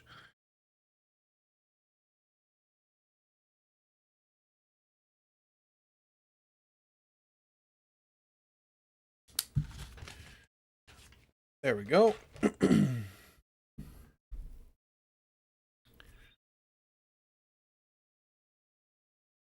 We can do like a basic implementation to start with. That'll get us going before we have to think about the rest of this loading. And when we get to that point, we might want to do that in a different branch to kind of feature push the um, notion of like a global app wide provider that we can put these things into so we don't have to keep loading them. They can just be globally pulled out. You know, we have one map controller that we set up and one, well, not probably not a map controller, but one tag controller, um, one skill controller, all that. His skill controller gets used multiple places.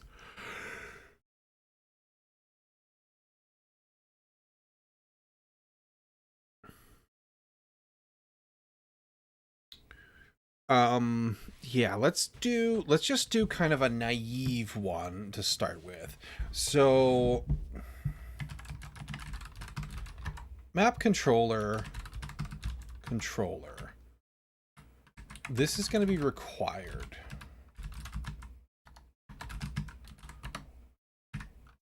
You got to give it to me.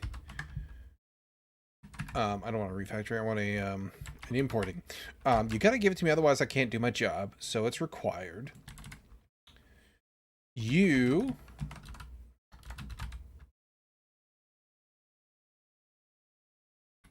controller map state. Why is that not? Oh no, yeah. Sorry, not a controller. Map state. Let's just call you map state.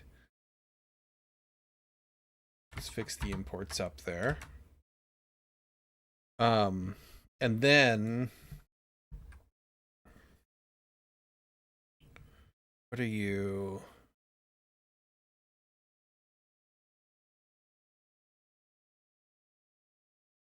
It's probably just a hot reload issue. We come in here, we go to our gym, we go to a thing, and grab that. Okay. So here, for our content, let's just do a quick column. Children is list of widgets which are for string tag in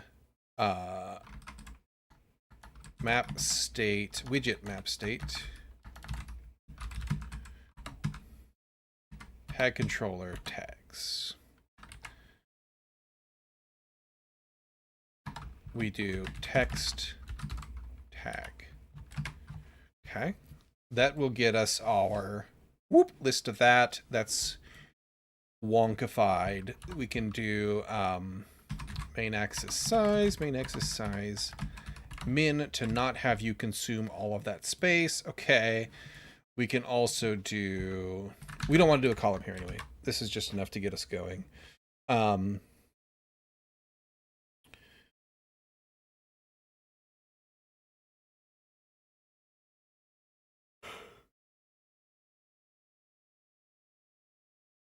want to say there's a widget for what I want.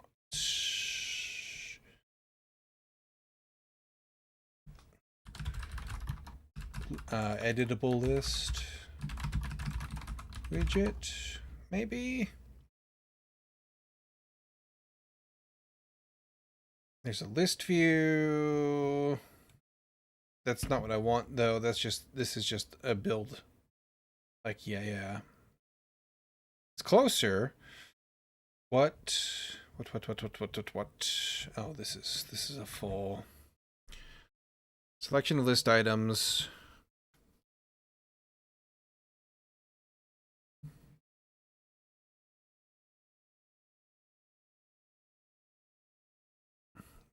This is scroll views. All right.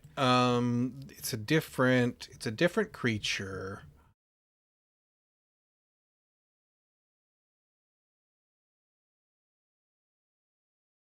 List.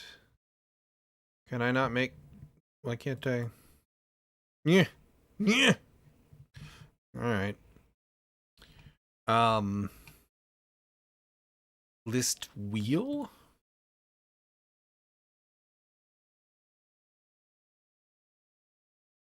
Okay.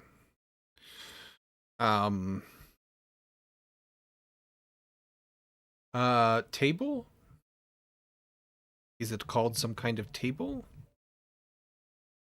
Table. Table. Le table. Here we go. Okay. Does this allow me... This is probably closer.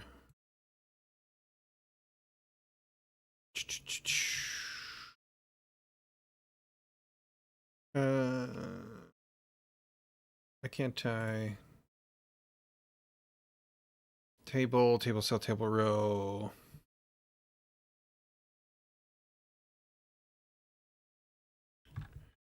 What? Flutter. Table with checkboxes and buttons. Checkbox list tile class. Oh. Oh. I was expecting to have to go. Yeah, here we go. We're closer. We're closer.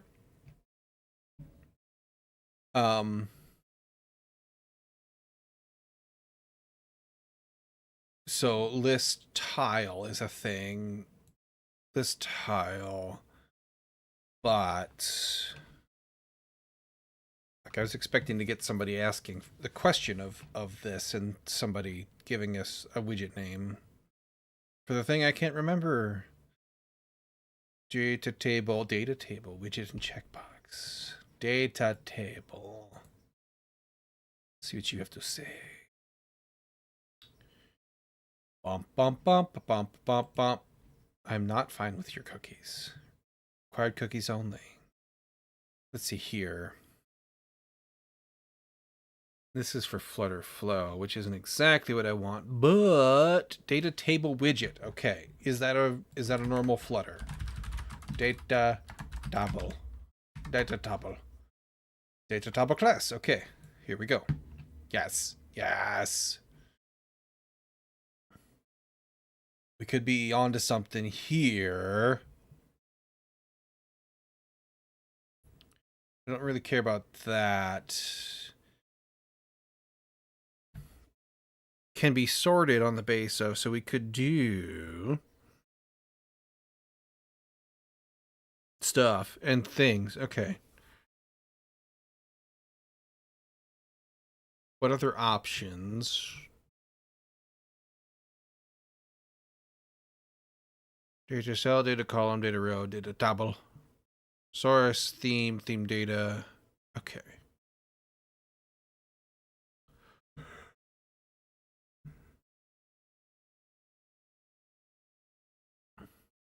We could use some of this stuff, I suppose. I would want...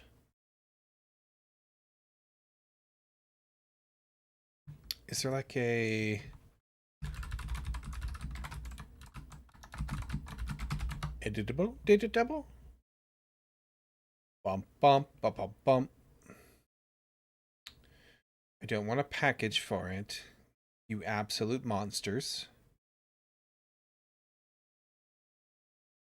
Editable. Nope. Bump, bump, bump, bump, bump.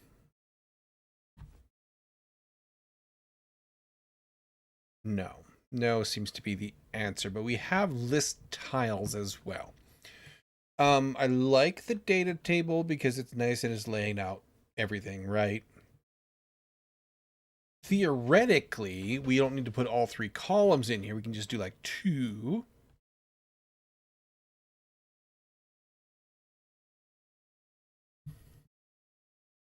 But it would give us options.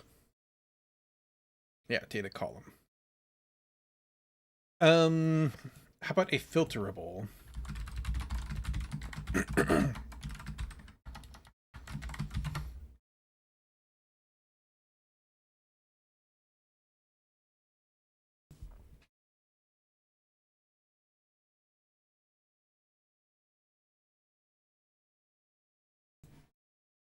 the filter data and data table flutter. Bum, bum, bum, bum.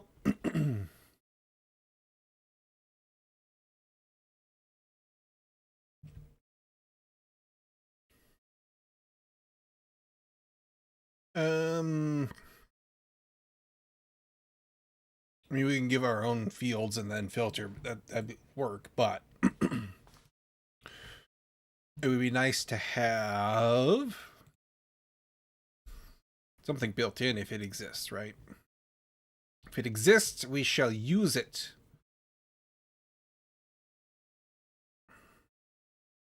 But I don't think...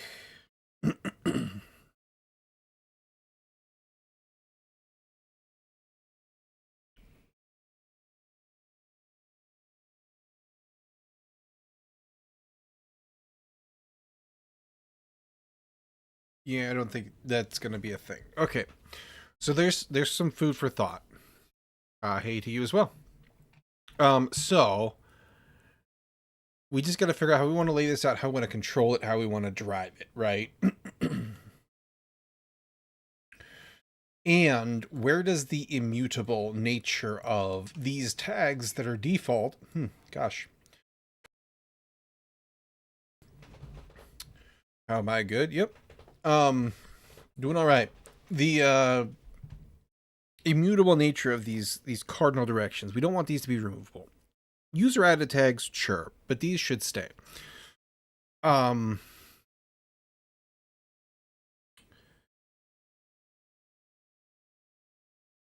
Yeah. That would kind of argue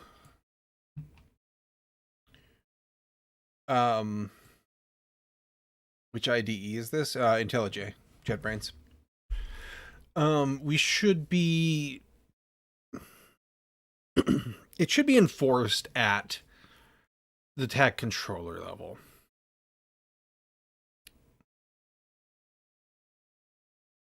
That is for sure. But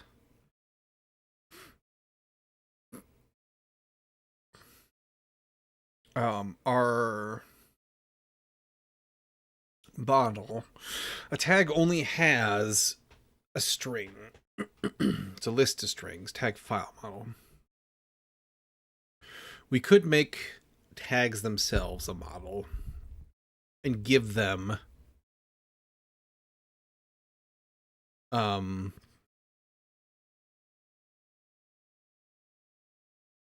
like a flag for stuff. I don't want to, though.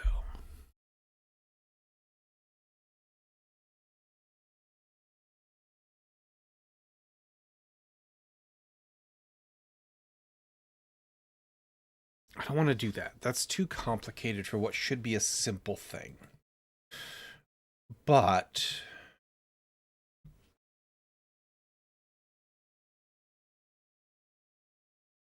I also don't want to make you guess, like, what are you allowed to do? And what are you allowed to delete or not, right? So good UI, good UX meets what do I want to do here? We could, I suppose,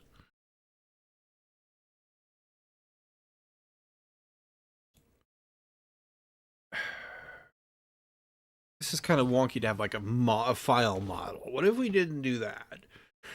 What if we put this into the controller and told it to look for a list of these creatures? I don't really want to put that in there either, though. It's okay in the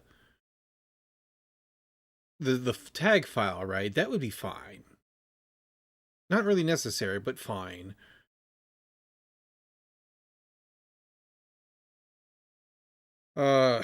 Can you help me out? What with what? New to CS, please explain what I'm doing right now. I'm building a mud engine and a mud engine editor. If I don't have any major project experience in any language, can I do this too? No, you're going to need to learn your basics. So pick a less complicated project. Otherwise, you'll be frustrated and quit, basically. Um,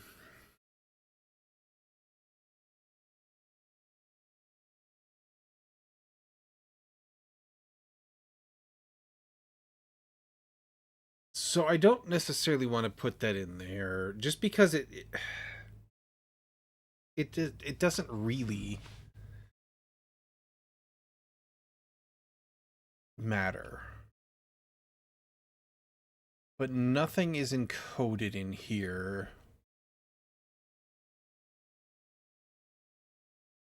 Like, I don't want to just have flags for only these guys in there.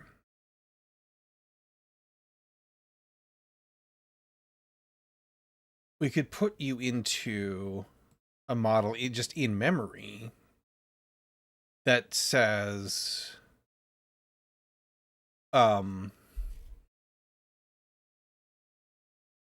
if you're allowed to be deleted or not. But then we have to worry about pulling that out of every tag object, right? The string versus not. I guess we could give you a getter.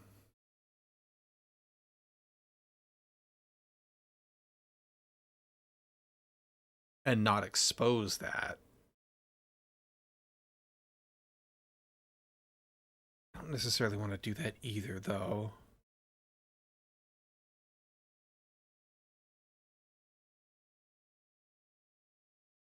That seems just like a bunch of extra cognitive load. Oh,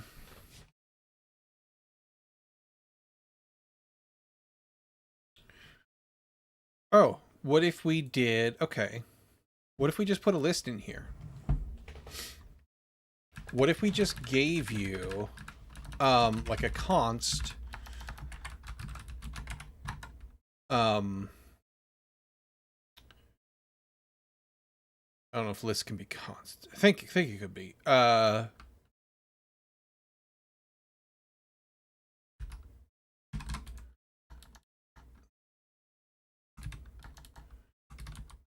Mandatory tags, maybe? What if we did that? It's a list of string.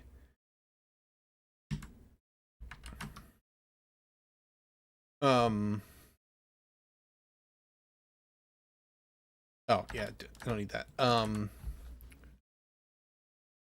would need to put that here.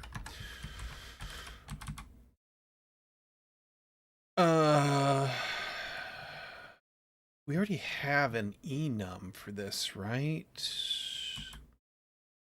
And I don't think...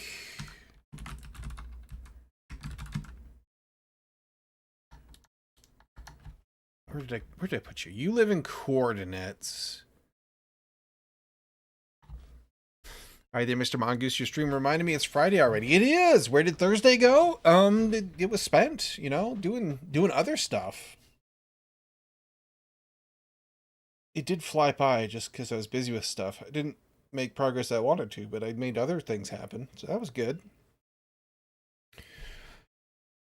I don't think I can just do a constant or a list here of an enum. I don't think that is permissible. Widgets.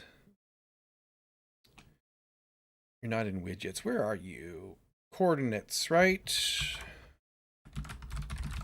Coordinates. You're in here. Direction. Just an enum.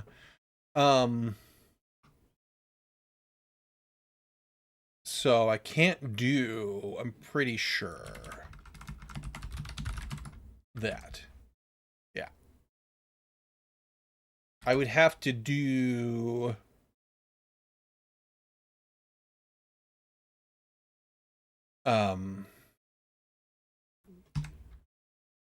values? No, that won't give me.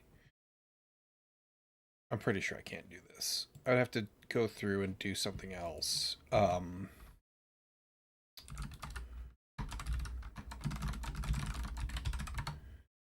bum bum bum bum bum. Enumerated types. Why aren't you dark mode? Go to dark mode. So I can do. Nice to hear your progress. Just wonder what my Thursday is missing. Well, did you get lost in a project? That's usually where mine go. Using them. Yeah. Switch statements. Yeah. It's not what I want. I want loop over an enum. I could do that. Except for then I would have to build that list and it wouldn't be a const.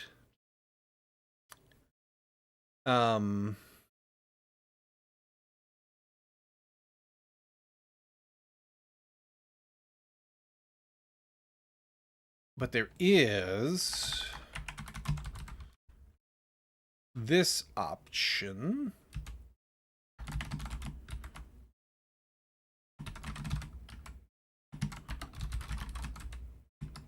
Maybe. No. This is because this won't be a constant, right? Yeah. And I can't invoke methods in a const. Not surprising. I'm pretty sure I can't do this.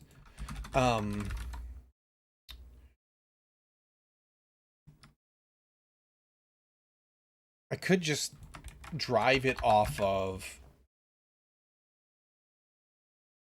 that directly. I don't want to do that, though.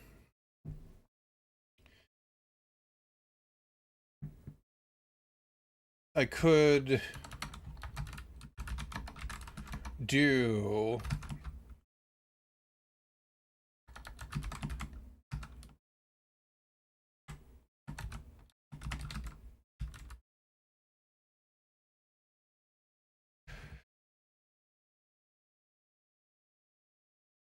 I could sneeze. I could do something like tag is removable and say, and then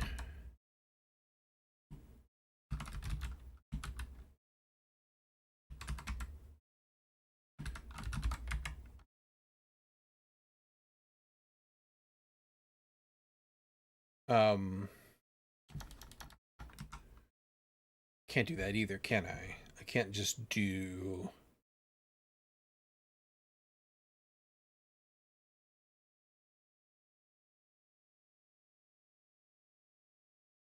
I have to think about how I want to do this a little bit. Yeah, I went by parsing through CC65 assembly and trying to optimize. Ah, see, the project. They'll get you.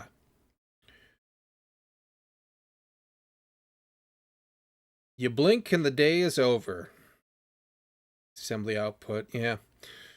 Speaking of, it's about time for me to go get some lunch and do something else. So here's what we're going to do. We're building that. We're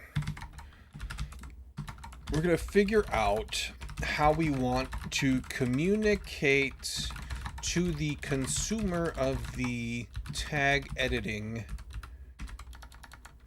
widget which tags may not be removed. And then I'll just throw this here. Finish said widget. Because that's what we'll start with or work on tomorrow. We might start with fixing the other things, but yeah. That's where we're going to go with that. But for now, time for me to say, like I said, to go make lunch and do some other things. But I do this thing for roughly 4 hours a day, 4 days a week, starting today and ending on Monday. So if you like this kind of nonsense, come on back around tomorrow, 10 a.m. Central. I should be here doing more of it, and I'd love to see you. Thank you to everybody who came to hang out today. It was good to meet those of you who are new. and good to see those of you who are returning friends. Do you commit all your to-dos or just a message future self? Yes. If they get committed, I don't worry too much about it, but I don't actively commit them. But yeah, with that, come on back around tomorrow. If not, have a great weekend. I'll catch you guys some other time.